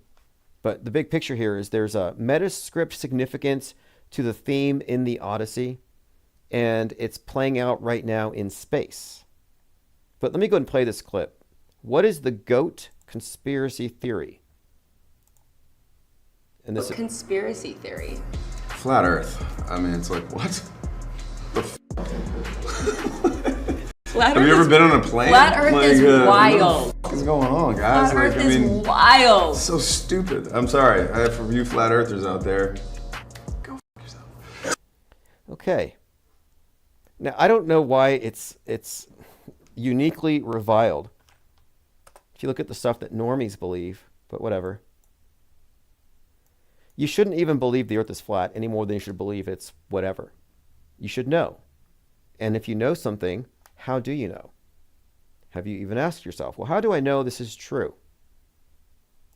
Well, easy. We know man went to the moon because the astronauts gave moon rocks to the government of Holland. Oh, wait, those moon rocks were all petrified wood. We know they went to the moon because I saw it on TV. Oh, wait, no, it wasn't broadcast live. Okay, phones are open. I think someone's just calling in. Infinite Plane Radio. Hey Tim, it's Leo Pirate. Hey, what's up? What time? I just saw. Yeah, I just saw the Channing Tatum clip. It's funny. I think the reason why they're so dismissive and there's so much mockery and hatred around even just the notion of it is because of how it's the idea attacks so many apocalypse scenarios. The asteroid, like same thing with the people who question nukes. I remember when Oppenheimer had come out, all over Twitter, X at the time, people were saying, there are people who don't think nukes are real? What? Whoa. Yeah, exactly. People were blown away by it. And I say this as a former NBC NCO. I held that slot, and NBC is all about nukes, fallout, and unit readiness in case somebody gets nuked nearby and you got to deal with fallout and plot its course and prepare for EMP. And yeah, looking back, yeah, I totally disbelieve in nukes. I think it's a God construct, 100%. And it's a war God. It's a doomsday scenario that atheists believe in. And that's the main thing. This new paradigm has to terrorize atheists the way that religions can terrorize believers. Because this is, in fact, a de facto religion, but it's just dressed up in a certain way. Well, I mean, for me, what confuses me is like, even if I totally believed in the nuke and I hear someone, they don't believe in nukes, you might have that knee jerk reaction. But after a while, don't you start to go, why would they question the, right? Like, what led them to that conclusion? Right. And no one ever does that. Instead, like the Channing Tatum clip, it's just like, flat Earth is wild, right? Not believing this is crazy. Whoa. Like, oh, yeah. Anyway, like just moving on, like pretending it never happened. Like just that hand wave dismiss, right? Yeah, it's certainly true. There is this hand wave dismissal. There's a false sense of superiority that they have in their views. And as I said before, when it comes to the McToon, Patrick Duffy, or Jaron, I don't care about their opinions because they believe the fake news. And if they believe the fake news is real, then what do I care about their big picture perspectives? Because, as I said earlier, I don't think the ball constitutes a complete model until we can discern what's behind space fakery. Space being fake changes everything. Well, the thing is, also earlier you were talking about like 33-year-olds. I think it's very concerning that there's a new Timothy McVeigh film coming out, right? Especially since he was executed on 6/11, 33 years old. David Crash, 33 years old. And, the thing is, kind of like how you just coined the term meta script, I always have been fascinated in the world religions, like all of them, from the Bhagavad Gita to the Quran to the Bible to especially in America. America has a wealth of these strange Christian offshoots, and I'm always fascinated in them. And what I found is in the Jehovah's Witnesses, Mormons, and the Catholics, what they all do, what's characteristic, is they take one part of the Bible and completely divorce it from its context and form a whole unique doctrine around it. So the Jehovah's Witnesses, they don't celebrate their birthday.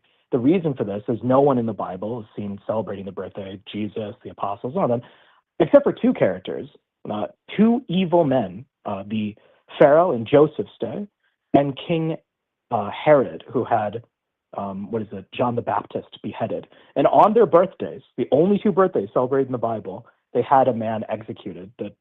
The Pharaoh in Joseph's day, he had the butler hung, and then in King Herod's day, he had John the Baptist beheaded on his birthday. And they say, you see, the only people who celebrate their birthdays are evil men in the Bible, so we don't celebrate birthdays.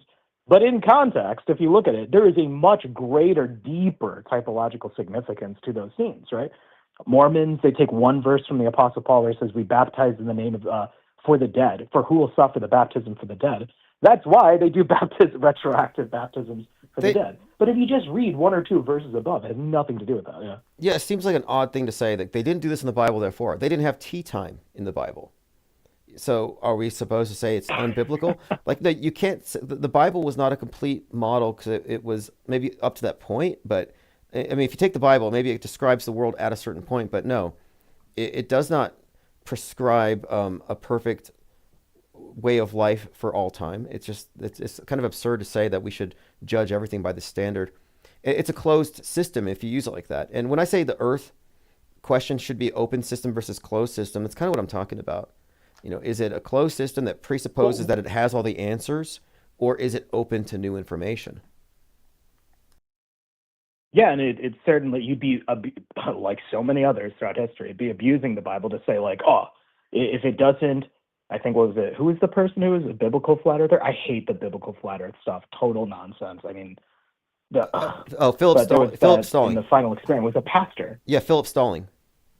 No, I mean, Patrick Fuddy, Pastor Fuddy. I think I like how in South Pole you had him just be like the devil and be like it'd be either or.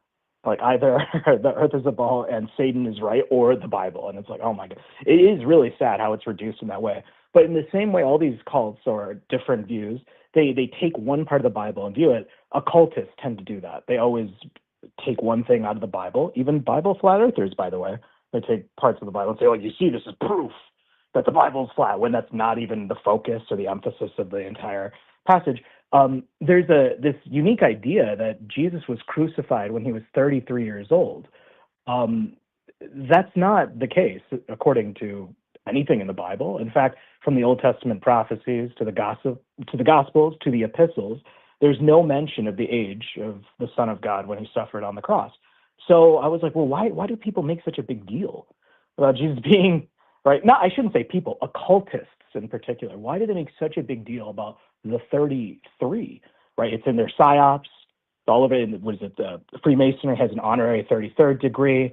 They claim it's from the 33 vertebrae in the human spine. Like there's just 33s everywhere, right? Half of 66 too, by the way. So, what I'd always found out is that, yeah, it's never, Jesus' age is not mentioned in the Bible, but you can derive, if you really read between the lines, that Jesus was baptized when he was 30 years old, and his ministry is 3.5 years, measured by the number of Passovers recorded in the gospel. But there's a problem, Tim. It's like, what happens if Jesus, when he was baptized, is about 30 years old? Well, I think it's What if he was lore. baptized when he was three? It's like for example, America founded 1776. But according to the Masonic calendar, which begins Anno Lucius, year of light, you add 4,000 years, it would have been 5776, which happens to be the height of the pyramid represented on the bill, the Great Pyramid, in inches. But they correlate this also with 1776 AL, which is the year, according to this lore, after the flood. They calculate it in some way. They say this is when the Tower of Babel's construction began. So you can find this correlation between the beginning of the construction of the Tower of Babel, America, the Great Pyramid, and the One World Trade Tower, which looks like a pyramid with a capstone when you look at it from up close, and it's 1776 feet high. So it seems like there's some lore that takes precedent over what might be actual fact. Like, was Martin Luther really 33 when he nailed the theses to the door? I don't know. But that's kind of the lore. That's what goes into it. And these stories are consistent. Dave Koresh thought he was Jesus. His followers thought he was Jesus. He said his death, he would come back and they would fight the apocalypse with these like super bodies that would be brought back to life with more power.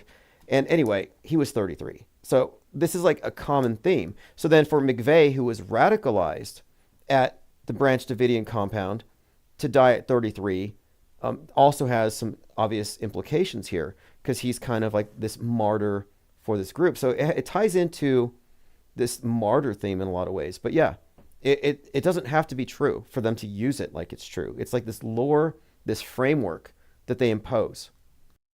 Yeah, and it's like what it is I think the numbers are like the I would say spider webs of lies, how they link together on the if you imagine the world stage audience as a mass mind, the subconscious of it is in numbers. And by decorating history, events, faked events, completely faked events, real events that occurred, fake events, right, with this numerology, whether you believe it's real or not, subconsciously it's always associated. So I think that it's not a mistake. It's not, like I used to think that they were just joking around, like a little inside joke, or maybe even you suggest the idea it's intercommunication, right? Certainly that could be a part of it. But I really think there is some kind of subconscious mesmerism involved in always seeing these numbers, so that you always associate some kind of savior or some kind of fraudster or someone that was hated, loved with 33.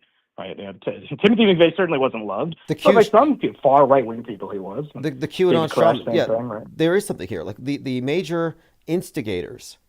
And so one of the meanings I've derived from it is from the 33rd degree order out of chaos, meaning every time they create chaos in order to advance increased amounts of order and they reframe things, that number is consistently applied. So there's further meaning to be derived from this if you look at the symbol of the phoenix and how the phoenix symbol relates to the symbol of the Burning Man, and how, like I talked about earlier, the 33-year-old Burning Man on the ellipse, 33 years later, another Burning Man on the ellipse, that every year at the ellipse, at the what they call catharsis at the mall. They do a Burning Man festival. There were 33 consecutive Burning Man festivals, Black Rock City, Nevada. And then they had to break for a year because of COVID. So what is the correlation here? I think has to do with the idea of, and it's esoteric. There's many meanings. I think it's state change, ascension. Like for example, and without going into too many rabbit trails here, trying to determine what it means, I think it can be said that the number 33 has a meaning of the phoenix and revolution. Revolution specifically Order by out of chaos. Yeah. burn down, build back later. Yeah. Build back better, right? Build, So it's like yeah. destruction and then build back better.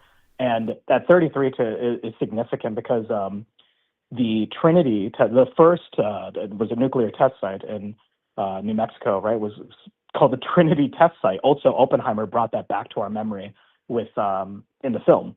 So this is significant. 33, Trinity, all of these things.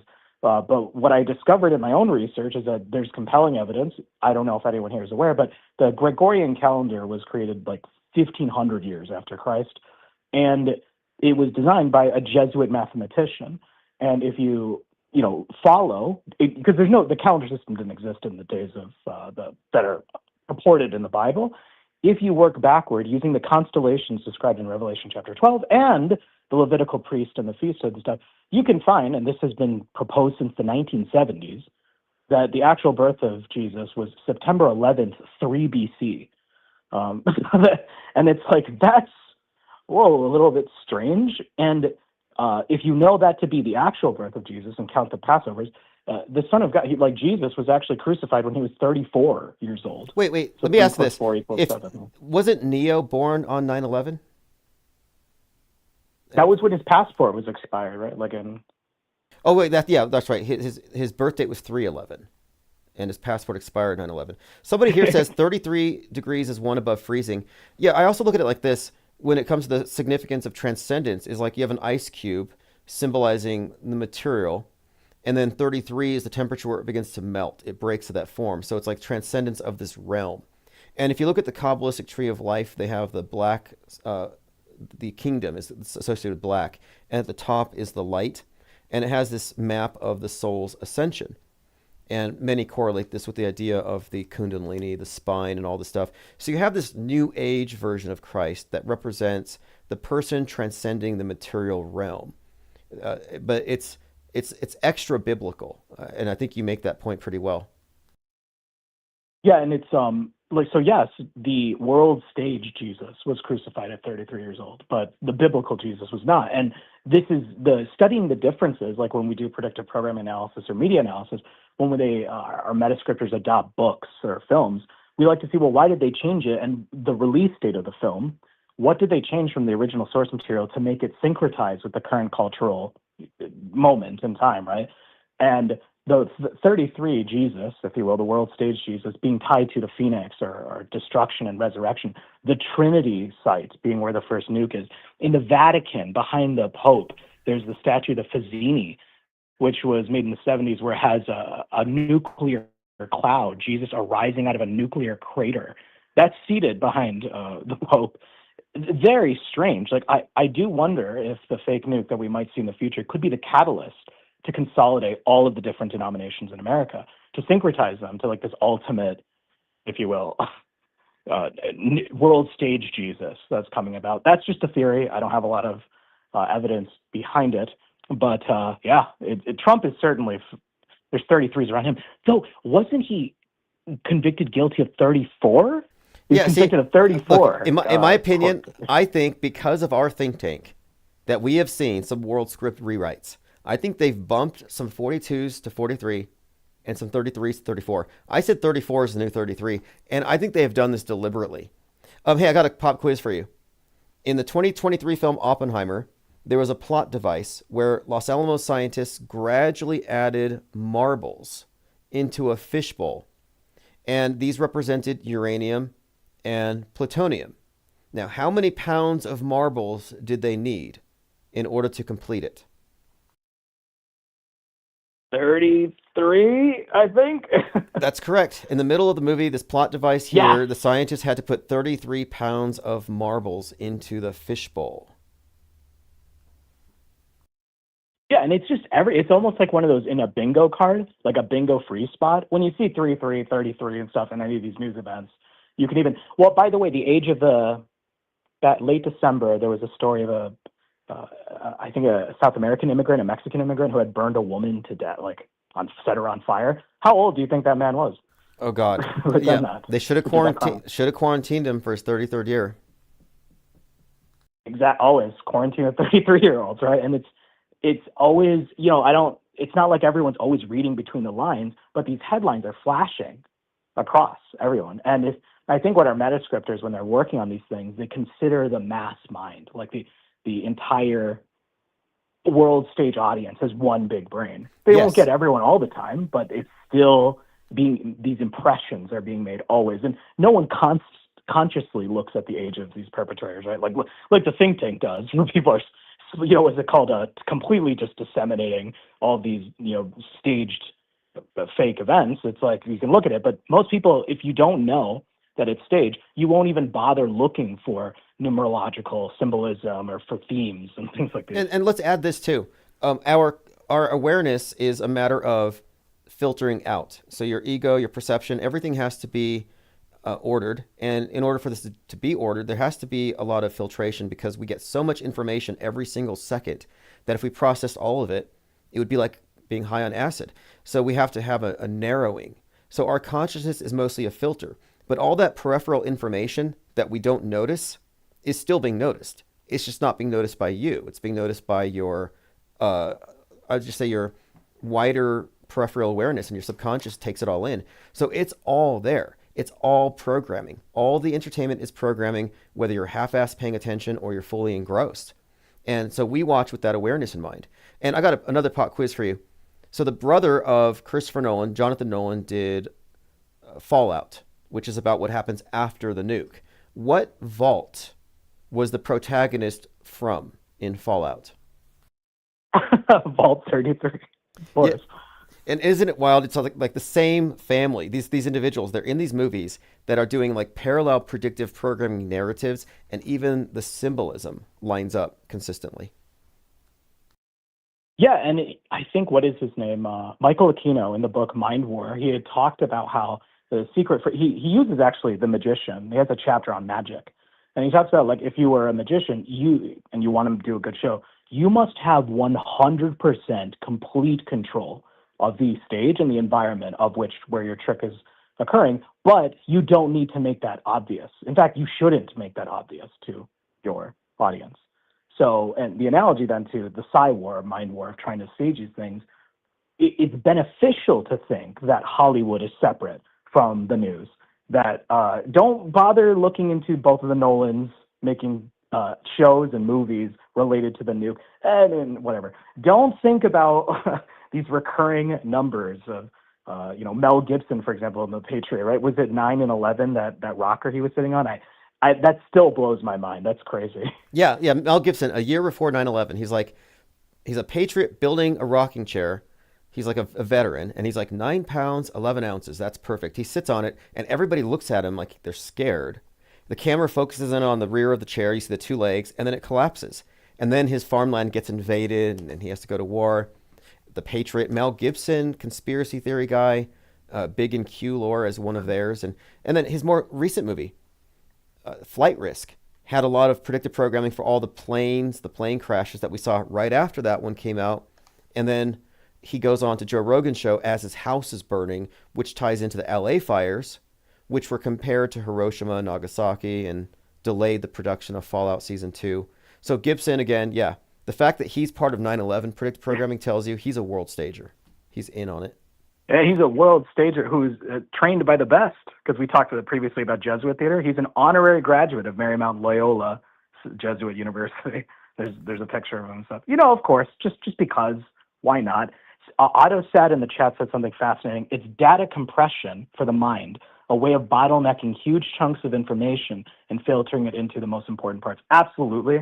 I mean, in machine learning, that's how it's done. You get a compressed version, an encoded version of data, and then you encode and decode it. But the encoded version is still used. So, yeah, it's like, again, even if it doesn't code your conscious mind, all of these little instances Tim and I are talking about, like they're still impressed on the world stage audience to add plausibility, to add legitimacy to a faked event where people will be arguing about why it happened, who did it, never about whether or not it actually occurred. Yeah, absolutely. And the theory behind chaos magic and sigil magic, as I think it was Austin Osman Spare came up with this.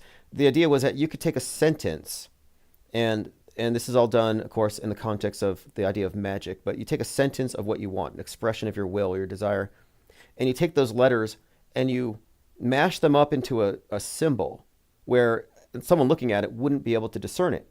But the theory here is that if you can bypass your conscious interpretation of it, it still gets absorbed into the subconscious where greater levels of, mental resources can be employed toward achieving and influencing that end. So sigil magic is based on the idea that our subconscious mind is something of a supercomputer that can be tapped into, but that it's not directly under our control. You almost got to trick your ego into ceding control in order for it to work. But it's an interesting idea here. The idea here, of course, that we're highly susceptible to all the information around us, even if we don't know it. Mind viruses, kind of. For sure. The one thing I was going to say before I go is that, like, I think the biggest draw that I came to this think tank was when I saw the machete clip and the connection to 713. The biggest contribution I think I've ever gotten from you, Tim, is that predictive programming points to fake events. So sigil magic, compressing information and stuff, these things are used to add plausibility. It's like the most subtle form of lying. Like, because, when someone thinks, for example, like the ninth commandment, don't bear false witness, you probably think of telling someone something's false, like a lie. Like, I was there yesterday, right? No, the way Satan lies, or the way occultists lie, or the way these people, the most advanced liars, they would have deep fake photos of them at a place. They would have suggestions. They would have other fake witnesses saying, of course he was there and stuff. It's far beyond them just saying, of course I was at the party yesterday. They would go way beyond, attack the subconscious. They have false witnesses, deep fake photos. In fact, you would get to the point where you would never even ask if they were at the place at the time. It would just be an assumed reality. This false witness thing is interesting. I remember when Google Maps had shown how North Korea was in darkness and South Korea was lit. And this headline went around, this phrase went around. It was like, Google Maps has made witnesses of us all. So Google Maps has made witnesses of us all to this injustice, this state of, poverty that they were forced into. But now we're all witnesses to it. But the truth of it is, the news media has made false witnesses of us all. And I wonder what that means in terms of the implications for that particular commandment, if just by indoctrination and conditioning, you become a bearer of false witness and you defend it.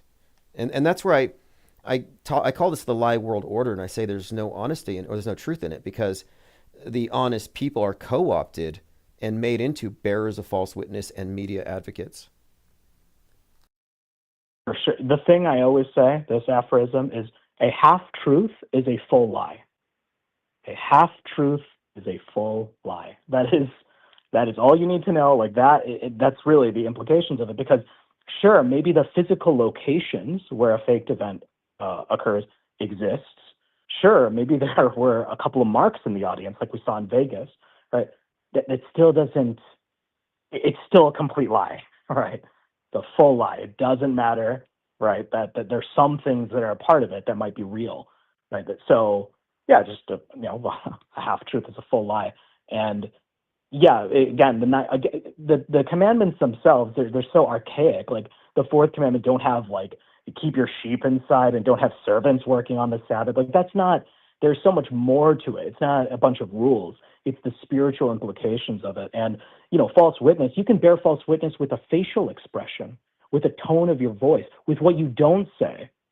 But if you read it very literally, if you're a Bible literalist and just take it as is, then you turn into a Pharisee and you start turning into like, well, I didn't say this.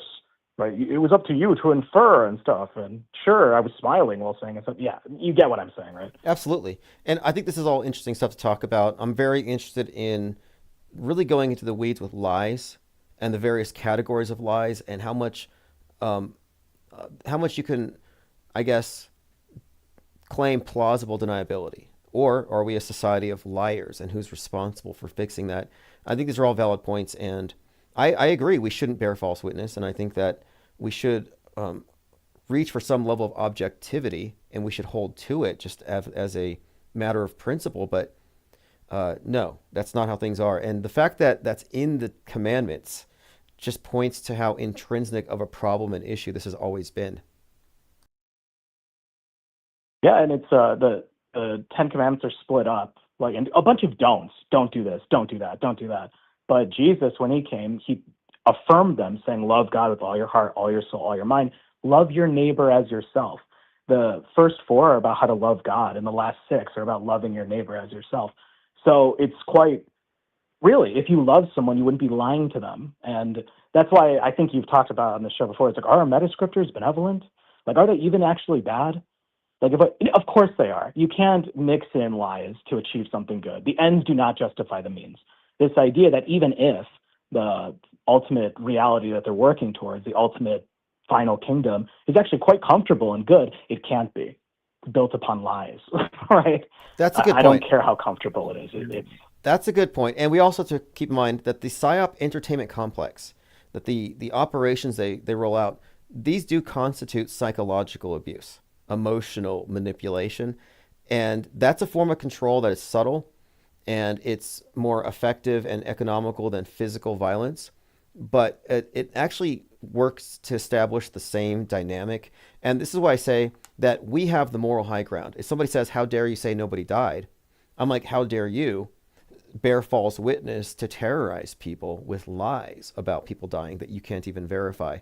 So, from that point of view, I think that yeah, and it should be good news, right? The stuff you tell, it should be good news, saying like, yeah, that event, no one died, no one cried. It should be a good thing. You don't need to be so invested in hanging on every word Trump and Zelensky say while they're sitting on a couch or something. You don't. This should be good news, but people are so, I would say, bound spiritually, like these spiritual ropes that's tied them into the system. yeah, absolutely. Well, hey, great call and great points that you raised here. And yeah, we do have to take this the symbolism stuff. We have to look at it objectively as we can, and that's why I make a study of it. And I'm looking at these patterns, but they are not bound to For sure. truth when they Thanks, write these Tim. stories. All right, bye. All right, see ya. So we were making this distinction between this New Age Christ figure of transcendence and the biblical concept and how these are somewhat they're fundamentally different, coming from two different worldviews. But the concept of the phoenix also implies reincarnation. Joe Saunter says, "Are they trying to do Wall-E? What is going on? Are they pretending they ruined the planet?" Oh yeah, they're pretending. And Wall-E has Otto. Otto is like Hell 9000 in control of the ship. So one interpretation of Wall-E is that you're actually looking at the Noah's flood myth, the flood. And during the flood, Noah and the chosen go into the ark until the waters recede. And how do they know that it's possible to go back to land? Well, a dove. A dove goes and grabs an olive branch, and so the olive branch being a symbol of peace. Well, this is now showing that the floods have been retracted.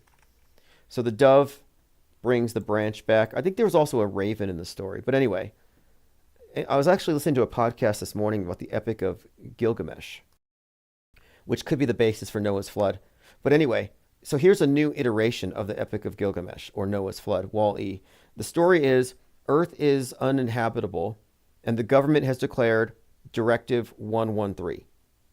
Directive 113 means that we have to exit, abandon ship. So the human beings go onto these a big spaceship, which is like Noah's Ark, but it's Noah's Ark in space. And notice the correlation between the waters and space. stranded in space. In the movie Breathe, they're stranded underwater. There's a lot of connections here. The idea of aliens above, aliens below. But Wall-E has a space arc. And so they're in space while the robot, Wall-E, is on Earth cleaning up our trash. And one day he finds he's maintaining a plant. So the plant is evidence that life can now resume on Earth. But from the ark, they send down this little robot, this little white robot here. It looks like a dove. And her job is to take this plant and bring it back up to the captain so they can see it's time to go back to the Earth. So this is kind of there's a Noah's Ark. The wickedness in this movie isn't sin, but it's our carbon footprint. It's our pollution. It's capitalism. And the movie creates a great deal of sympathy for the robots. They're great. They're morally pure. And the human beings are decadent, morbidly obese, on recliners, looking at screens and slurping protein shakes all day. They don't get up. They don't even do anything for themselves. And in the way it's portrayed on the ship, it's also Marxist class warfare stuff because they represent the elite and the robots are the poor. The robots are slaves. The robots have no rights. So now these humans, having been acclimated to this new system where they don't have to do anything, they just sit back and eat and watch TV and the robots serve all their needs, they have no reason to move. Their muscles atrophy and they balloon up in size. And of course, 0G, it doesn't matter. So at the end of the movie, they come back down to the Earth and they step out of the ship. And Otto was trying to control them. There's some dark implications for Otto, like this HAL 9000 like robot that controls everything. When the president says it's time to abandon the Earth, Directive 113, he puts on a gas mask. All kinds of 311 connections. And in some of the imagery, you can even see what appears to be a 311 encoded into the name Wall-E. I think you have to look at it upside down. But Pixar is known for using the number 113 in many of their movies. This is the first movie where they defined it pretty openly. So they go back down to the Earth and they can barely walk. So what they start doing is they decide we're going to abandon our technology and we're going to farm the land. So it goes from capitalism destroys the world to agrarian communist revolution, where they're no longer going to enslave the robots and they're going to till the land with themselves. They're going to abandon the easy life because it destroyed them and it destroyed the planet. So Wall-E is a movie that both appropriates Old Testament mythology with the neo-eschatology of climate change, climate Armageddon, with the critique, the Marxist critique of the West. Then it has the fall of the West, the fall of the world as a result of it, and then the rebuilding on this new basis that there's not going to be an underclass. So, again, Disney brainwashing. And there's some other stuff in there that shouldn't even be there for children. If you watch the scene where Wall-E's in space with Eve and he's got a fire extinguisher, there's some imagery in there that ties into, I believe, the whole mystery school fertility cult symbolism I think there's something in there that's on the esoteric side. Thrustazar says, Gil said the sun went through an underground tunnel before returning every day. He was not into the ball earth theory. Well, ball earth theory is only part of it because the flat versus ball thing, it also has to do with is there up and down and are we moving or is it stationary? And I can't even start with the shape because people say if it's a flat earth, what's at the edge? It's like, well, no. If it's not a ball, then you don't start with the presumption of an edge because without the ball presumption, you have no reason to think that space is beneath you, that it's only up. But if there is a ball earth and we're in space in the way described, there is no up and down. These are relative terms. All right, let's continue. The whole movie Wall-E is worth looking at. There's quite a lot to pick apart, multiple subtexts. Again, Noah's Ark, communism, potential cannibalism. The Space Odyssey stuff is interesting. The 113 stuff, that's pretty big. Okay, we talked about Oppenheimer, 33rd parallel, the Nolans, 33 pounds of marbles. Somebody talked about nuking the moon. Project A119. Top secret plan, 1958 by the Air Force. The aim was to detonate a nuclear bomb on the moon to answer mysteries in planetary astronomy and astrogeology. Yeah, no better way to learn about something than to blow it up. The project was not carried out because the risks outweighed the benefits, you think? And they said the moon landing would undoubtedly be a more popular achievement.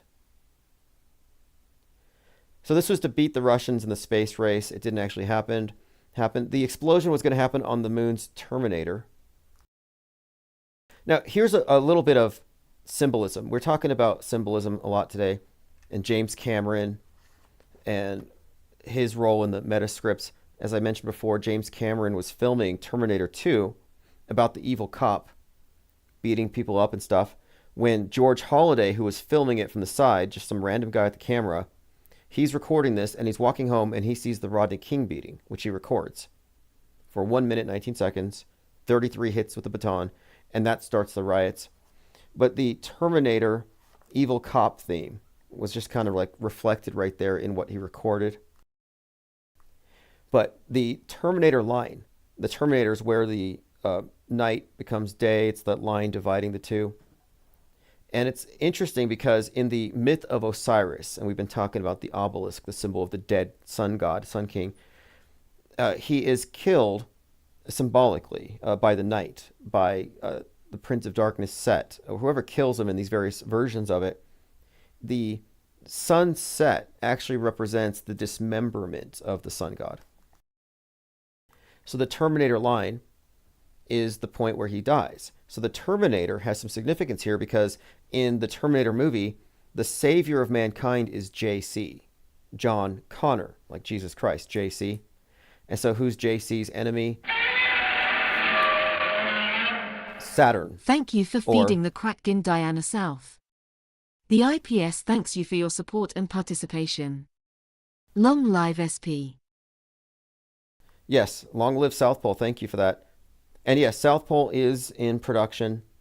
I have a series a season planned, season 4, and each episode's going to build on the previous ones.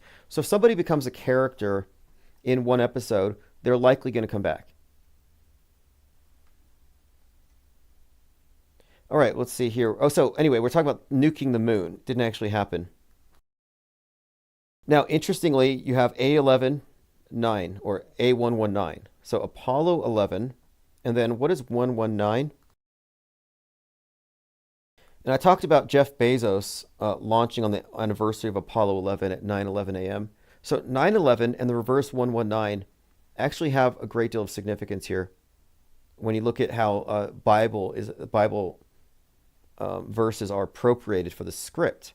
So 9/11 has a relationship to Revelation 9/11, which has to do with the king over the abyss, looking at the devastation. But Genesis 1:19 ties into the fall of the Tower of Babel. And we were talking about Jeff Bezos and the symbolism of the builder of the Tower of Babel. And 9/11, the One World Trade Tower that replaced the falling towers, opened on 113. There's that number again. 13 years after, 1776 feet high, allusion to the Tower of Babel. So 119 has a lot to do with the sky falling. So nuking the moon, for example. Donnie Darko came out on that date. It's the date that the new ISS movie came out, about the ISS in the trailer falling to the earth. I mean, so 119 has been positively correlated with the falling of the Tower of Babel and various ways of telling this story. Same with 9/11. So, and interesting too, 9/11, on that date, James Cameron was filming a documentary called Ghosts in the Abyss. The Challenger, it was his craft. So the Challenger in the Abyss, or Abaddon, or Apollyon, or the Exterminator, the Terminator. There's these various ways of describing this entity associated with this destruction and devastation. So when James Cameron, on 9/11, was in the Challenger at the site of the wrecked Titanic, it was not a coincidence. It was a reference to the abyss because he was filming, quote, Ghosts in the Abyss. So he's at the bottom of the ocean at the scene of the devastated Titanic. The sinking of the Titanic, symbolically, metaphorically, is the sinking of the West. And the Twin Towers reinforce this. So this is just part of a meta-scripted story that's been told most recently in Don't Look Up. Don't Look Up, it's the Earth as Titanic about to be hit by a comet, which is like an iceberg. The face of that movie is Leonardo DiCaprio. So Titanic, Don't Look Up have that connection as well. But the Titanic, again, the Twin Towers, the West, the Tower of Babel, New York is Babylon. These are reoccurring themes. More recently, in Megalopolis, about Megalon or Magellan, Make Rome Great Again. Francis Ford Coppola said it's about the fall of Rome, the fall of America, and it's going to fall again. That whole movie, too, is about this guy on a tower. So Trump, the tower associated with towers, these are reoccurring themes. The towers, the obelisks, the space needles.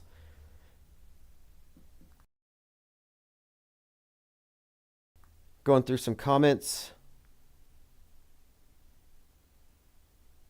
Lots of talk about AI here. AI is a game changer. Again, I'm doing a lot of research on it, and I plan on doing some kind of, I'm not sure if it's going to be a wiki, but we have to do some kind of record of all previous fake news, but it has to be done sort of like a parallel Wikipedia, auto hoaxopedia, but it has to be done. But the manpower involved, the labor involved is why I haven't done it yet. We're talking about examining thousands of news articles and publishing articles about the articles and why we think that they're dubious or fake or fakeable. Now, to make that happen, we either have to outsource it, and when I originally conceived of this, I was planning on hiring people through Fiverr to assist with this work.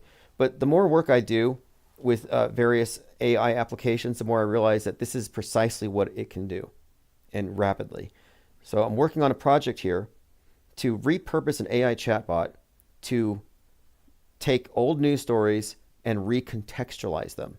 So our parallel media has a concurrent, or rather a parallel historic timeline. But in addition to what they're saying, this is why we think it's fake. And I don't think this will take very long, based on my experience with these various applications and what they can do.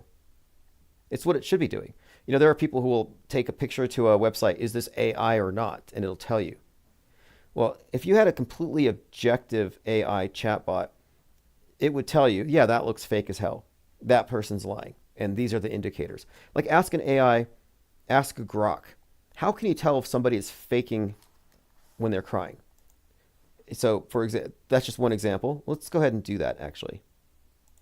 So I believe I have Grok right here.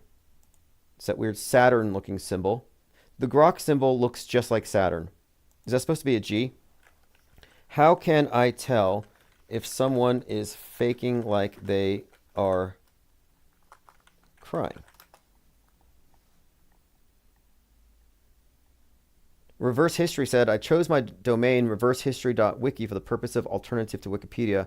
Okay, we could probably work with that. We should talk because this is doable. One Eye Jack says, will we see Terminator robots within the next 20 years?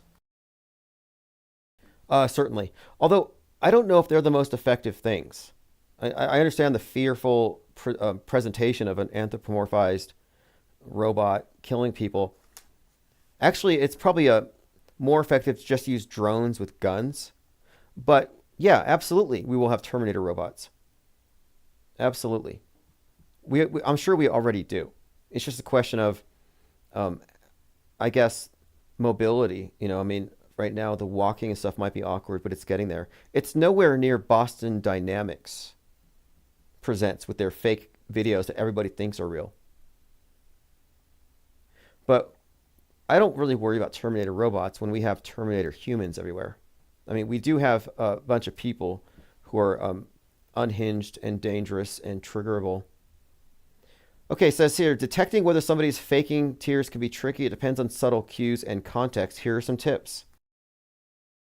Look at their eyes. Genuine crying involves redness, slight swelling.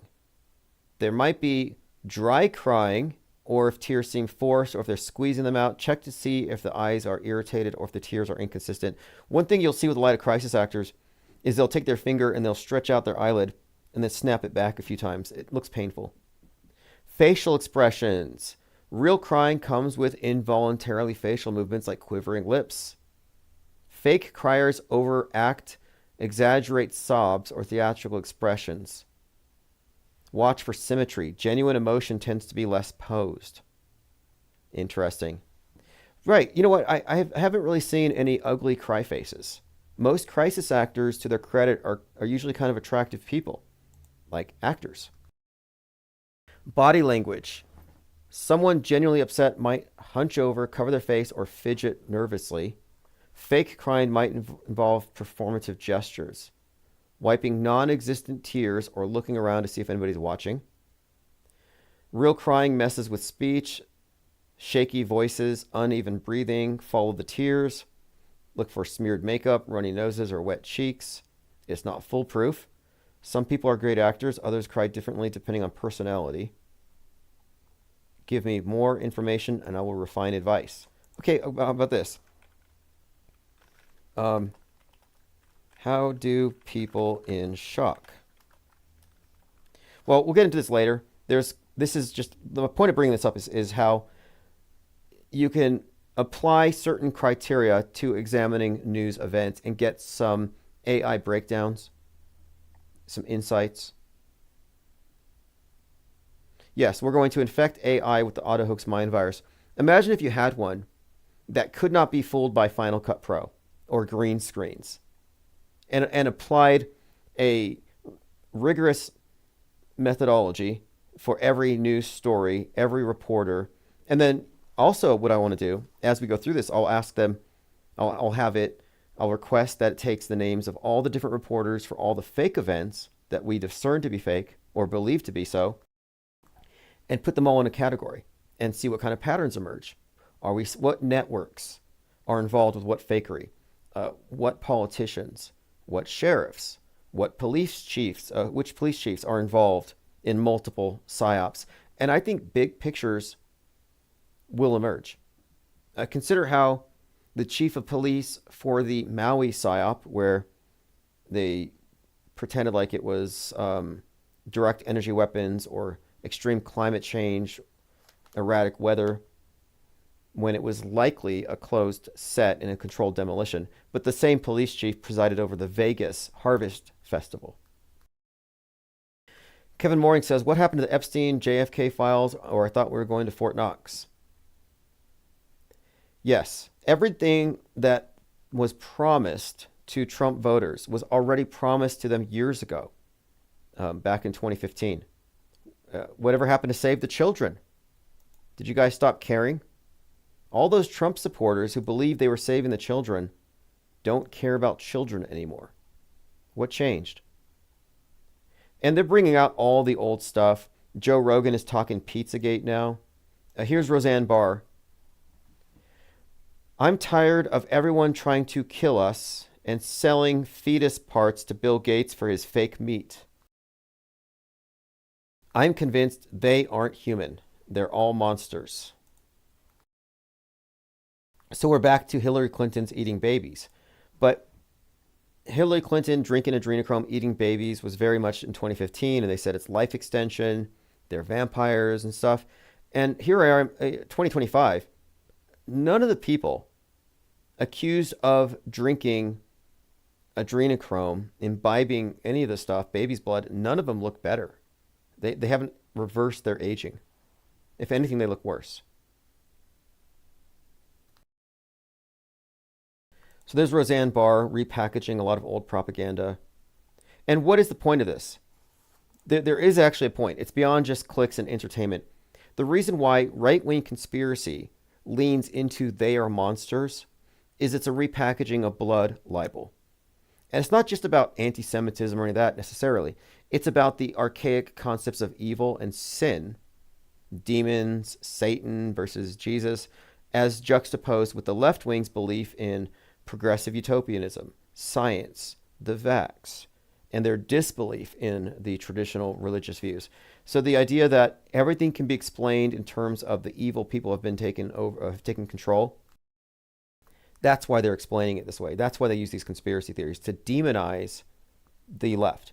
And the demonization is part of reinforcing their traditional worldview with demons and witches and blood drinking vampires at the top of the pyramid. But the right, is just saturated with this stuff. So this QAnon stuff's never going to go away. The left doesn't believe in this stuff. If it were the truth, it wouldn't be partisan. You'd have some liberals who are like, hey, I'm really sick of these politicians raping and killing kids. You never hear that from the left because they don't believe in it. Okay, we talked about Paul on the ball. Paul on the ball with Robbie Davidson on the ball. And Robbie Davidson, again, he's the guy that did the documentary with Philip Stallings. Just so you know, because I'm just trying to give you context. Imagine making a 6-part documentary with a friend who at the same time is doing some terrible things in his basement. Look at this. Okay, I searched for his name. The first thing I get, the Biblical Flat Earth series.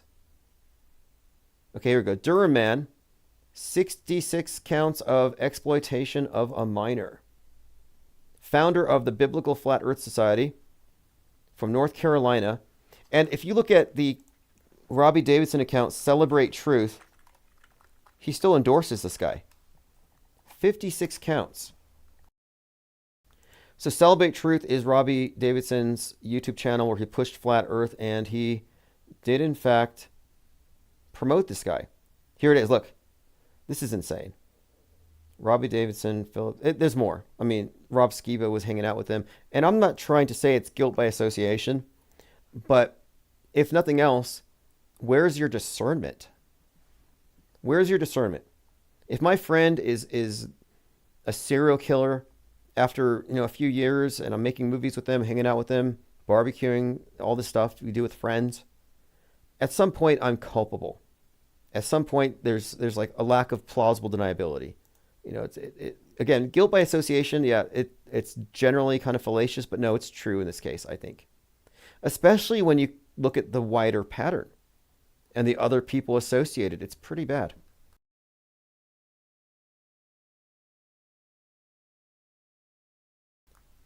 Frazzle Drip is back too. Oh God. Yeah, Frazzle Drip, Epstein. Epstein's back in South Pole, actually. He didn't really die, but he rented his temple to NASA, and they turned it into a virtual studio where they could fake Antarctica. So if you haven't seen the first episode of South Pole, it does have Epstein as a character. And then beneath the temple, beneath the sex temple, you have the stable where Musk is involved in breeding monstrosities like some kind of Dr. Moreau. Highland Park parade shooter signed, quote, Donald Trump when he waived his right at trial. So this is intriguing. Violet posted this. I'm so glad we got to this one. Robert Crimo. One of my favorite mass shooters from 2022. This is the guy that had 47 tattooed on the side of his head, 47 spray painted on his car. He'd go to Trump rallies. He had a Lee Harvey Oswald newspaper article on his wall. So he's obsessed with Oswald. He's a sniper. He goes to Trump rallies. He's got 47 tattooed on his head where Trump was shot at. And he signed his name, Donald Trump. Interestingly, this was on 4/7. So again, 4/7. I think he killed 7 people. But on July 4th. So 4th of July parade.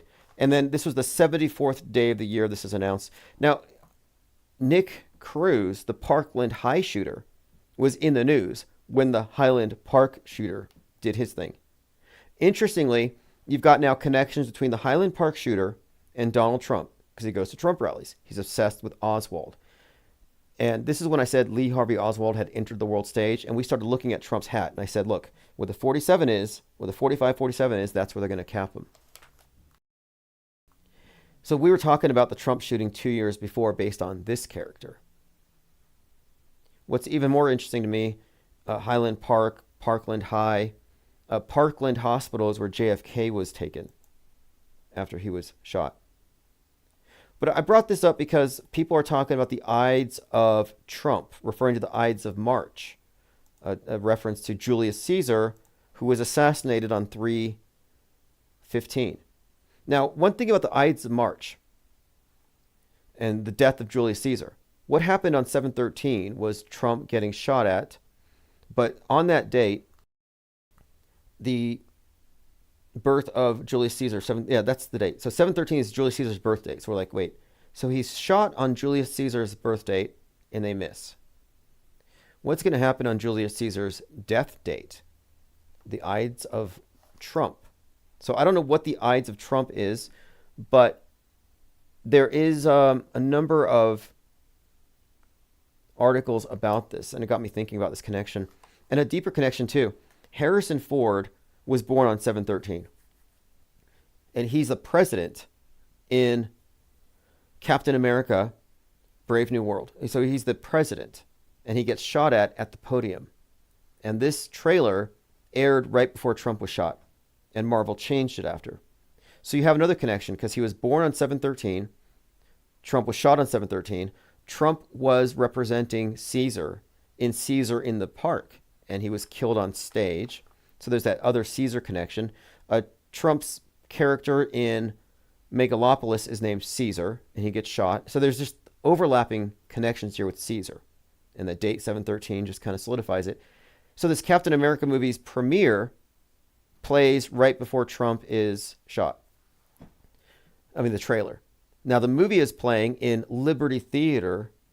This was last week in Washington, and the theater ceiling collapsed. So I'm like, okay, wait a minute. So the movie is first showing a trailer, Trump gets shot. Now the entire theater collapses. And in the trailer, the shooting was in a theater, so there's that connection. Harrison Ford, again, born 7/13, made me think Ford Theater, like Abe Lincoln. But the connection here is that the trailer and the movie releases maybe have corresponding events, the shooting and the ceiling collapsing. And now I'm looking at Ides of March. And then add to it, Harrison Ford's character becomes the Red Hulk. How is that not MAGA? How is that not Trump in his final form? And he's opposed by Sidewinder, played by the same actor who plays the enemy of Caesar in Megalopolis, who plays the enemy of the Trump character Homelander in The Boys. So there's a pretty strong pattern that has emerged. So the Ides of Trump, I haven't looked into it too much, other than people are connecting the death of Caesar with the death of, here we go, Trump. We'll see what comes of this, but it's just something that I'm kind of noticing in the big script. The Ides of Trump postcard protest. Ides of Trump protesters, so this is not new. They've done this before. It's when they flooded the White House with a bunch of postcards. But it wouldn't be the first time that Trump is associated with Caesar. Again, if you haven't seen Megalopolis, the character Caesar, this is a layered movie. He definitely represents Trump. Although visually, John Voight creates this Trump persona in the movie with a gold statue of himself and a bunch of spoiled kids. And visually, Adam Driver looks like Neo, which is not a coincidence, because they were alluding to the Matrix throughout that movie, as they were also alluding to Dark City.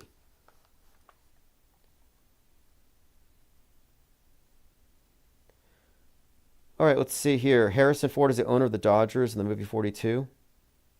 Well, yeah, so Harrison Ford's birthday, 7/13, Trump getting shot that day, the connection with the trailer for that movie. And these are just a few examples of the predictive programming alignments. You had the Batman Caped Crusader, where the character, his name is, I think it's Thorne, Rupert Thorne, has his right ear slashed by Batman as a warning at the end of the season. Thrusters are, Adam Driver, again, he plays Caesar. He looks like Neo from The Matrix. Lawrence Fishburne is his driver in all these Matrix-like scenes, always telling him about the mysteries of time, like Morpheus told Neo about the mysteries of, well, the Matrix or space. So it's all about time and space. There's also some pretty obvious references to Dark City. So it's interesting how Francis Ford Coppola's movie incorporated a couple of other movies into this one. And he actually included footage from 9/11/2001 in Manhattan. And the reason why he delayed the movie by 20 plus years is that it would have been redundant to 9/11. They even pulled entire scenes because it would have been too close to what they saw on 9/11. So yeah, Francis Ford Coppola, another meta-scripter worth studying. But again, a little bit of foreshadowing here. I haven't seen the movie yet. I have to go see it, this Captain America. But the fact that the trailer was associated with predictive programming for the Trump head or concurrent programming, and then the release of the movie has a theater collapse, a Liberty Theater. What is that? So this is from The Economist 2022, Crypto's Downfall. And what does that look like to you? Crypto's Downfall. Well, if you haven't seen these yet, there have been many, many videos of Starship exploding. Here it is over the Ragged Islands, Bahamas. The Starship exploding looks exactly like this Crypto's Downfall. Not sure the significance of it, but The Economist is generally a good indicator of the future. Rocket debris poses risks to aircraft operations. There's a 26% chance every year that an out-of-control rocket will fall through busy airspace. The growing odds of space junk hitting planes. This is from astronomy.com. So that's a thing. Now, speaking of Musk, because Starship exploding, Crypto's downfall, it's all connected to him. Nefarious Filthbird said, I want to stress that Musk is genuinely using his kid as a human shield. He wears a Kevlar vest every time he's in public, and he always makes sure to carry his kid only at his exposed areas, like his head, when he's exiting planes on the tarmac, leaving buildings, or any time that he's exposed. So according to ex-user Sasquatch God, that's his username, Elon Musk is actually just taking his child around as additional protection for his head in case he gets sniped.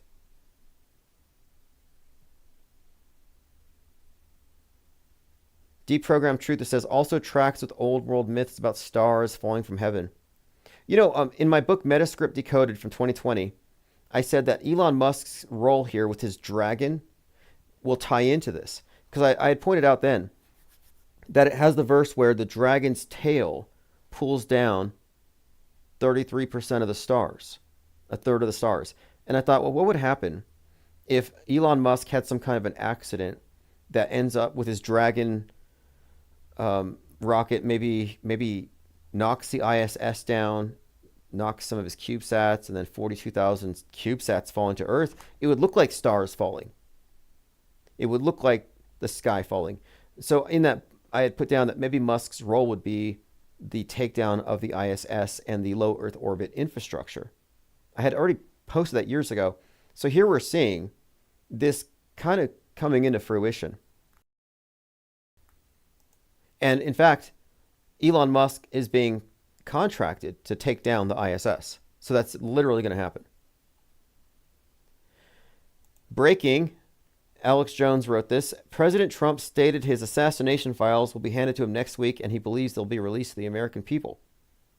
He noticed strange data points on the assassins and the lack of action from the FBI to investigate these sinister events. Okay, he's going to get to the bottom of it, sure. Now, does Alex Jones believe this? Does he not know about the Heinz 57 trick? The squib in the hat? More here. The astronauts were only supposed to be in space for 8 days, and they've been up there for 8 months, said Elon Musk. SpaceX could have sent up another Dragon 6 months ago, but NASA did not allow it. For political reasons, they didn't want to give Elon Musk the victory of rescuing the 2 astronauts. That's what he is positing here. Trump says, maybe these two astronauts stuck up there will love each other. I don't know. This is our comedian in chief. He's actually pretty good sometimes. He says, think of it. And the woman with the wild hair, what a solid head of hair. There's no games with her hair. Let's listen to Trump talk about the astronaut's hair and how these two, in his mind, in some kind of fan fiction-y way, might fall in love. Is that what he's suggesting? That Sonny and Butch are perhaps in love with each other? Don't let it happen. We're going to get them out. We're coming up to get you. I've authorized Elon. I said, can you get them out? Because, you know, they've been left up there. I hope they like each other. But they've been, maybe they'll love each other. I don't know. But they've been left up there. Think of it. And I see the woman with the wild hair, good solid head of hair she's got. There's no kidding. There's no games with her hair. But, and you know, there's a danger up there, too. It can have some failures up there that would be very bad. You got to get them out. So I've authorized Elon a week ago. I said, you know, we have two people up there that Biden and Kamala left up there, and he knows it very well. I said, are you equipped to get him? He said, yeah, he's got a Starship, and they're preparing it right now. And so Elon is going to go up and... There you have it. There's Trump commenting on her hair, and hopefully they fall in love. I don't know what he's talking about. Let's see here. Luigi Mangione recorded 50 sex tapes, and he wants people to see them. Check the browser history of your liberal or leftist spouse. The internet is in meltdown mode after bombshell rumors surfaced that Luigi Mangione kept a stash of high production value sex tapes. He has become a, quote, thirst trap icon. The claims were reported on Radar. Apparently it's, quote, cinema level quality with perfect lighting. So there's that. Now, you know, I was critical of Luigi worshippers, and they're like, oh, you're just jealous. And it's like, well, that's not the case. Like, I don't want that attention. I don't want people who are attracted to murderers. I mean, these are the same people who would be fawning over Ted Bundy if he was doing it today. Hey, do you all remember this person, Amber Rose? Amber Rose was a guest speaker at the RNC after Trump was shot. She has the tattoo on her forehead. I think she was dating the rapper Horatio Blow. We don't hear from him much anymore. He's a MAGA rapper. So she's associated with MAGA. But anyway, she made this statement about Puff Daddy. Or Diddy. And what Amber Rose said is that she went to every single white party. Everyone. I've been to every Puff party. I've been to every white party since 2009. I've been to every party, and you go in the right room, not the wrong room. I don't think there's rooms, Chad. I'm gonna be honest. Now look, I'm gonna be very, very transparent on the show. If these freak offs are happening, it's on a completely different day than the actual Puff parties. Day, okay. So there we have it. She's suggesting that these things aren't even real. I'm kind of with that. Much more to talk about. We'll continue this conversation tomorrow. Thanks for the calls. Thanks for the comments. We'll go back and work on South Pole. Thank you all for the support. Appreciate it very much. You're enabling all of this. And this is Chief Crow, Auto Hoax. Have a great day, and we'll see you tomorrow. I'm on Auto Hoax, and it feels so good. You just auto believe everything like I knew that you would.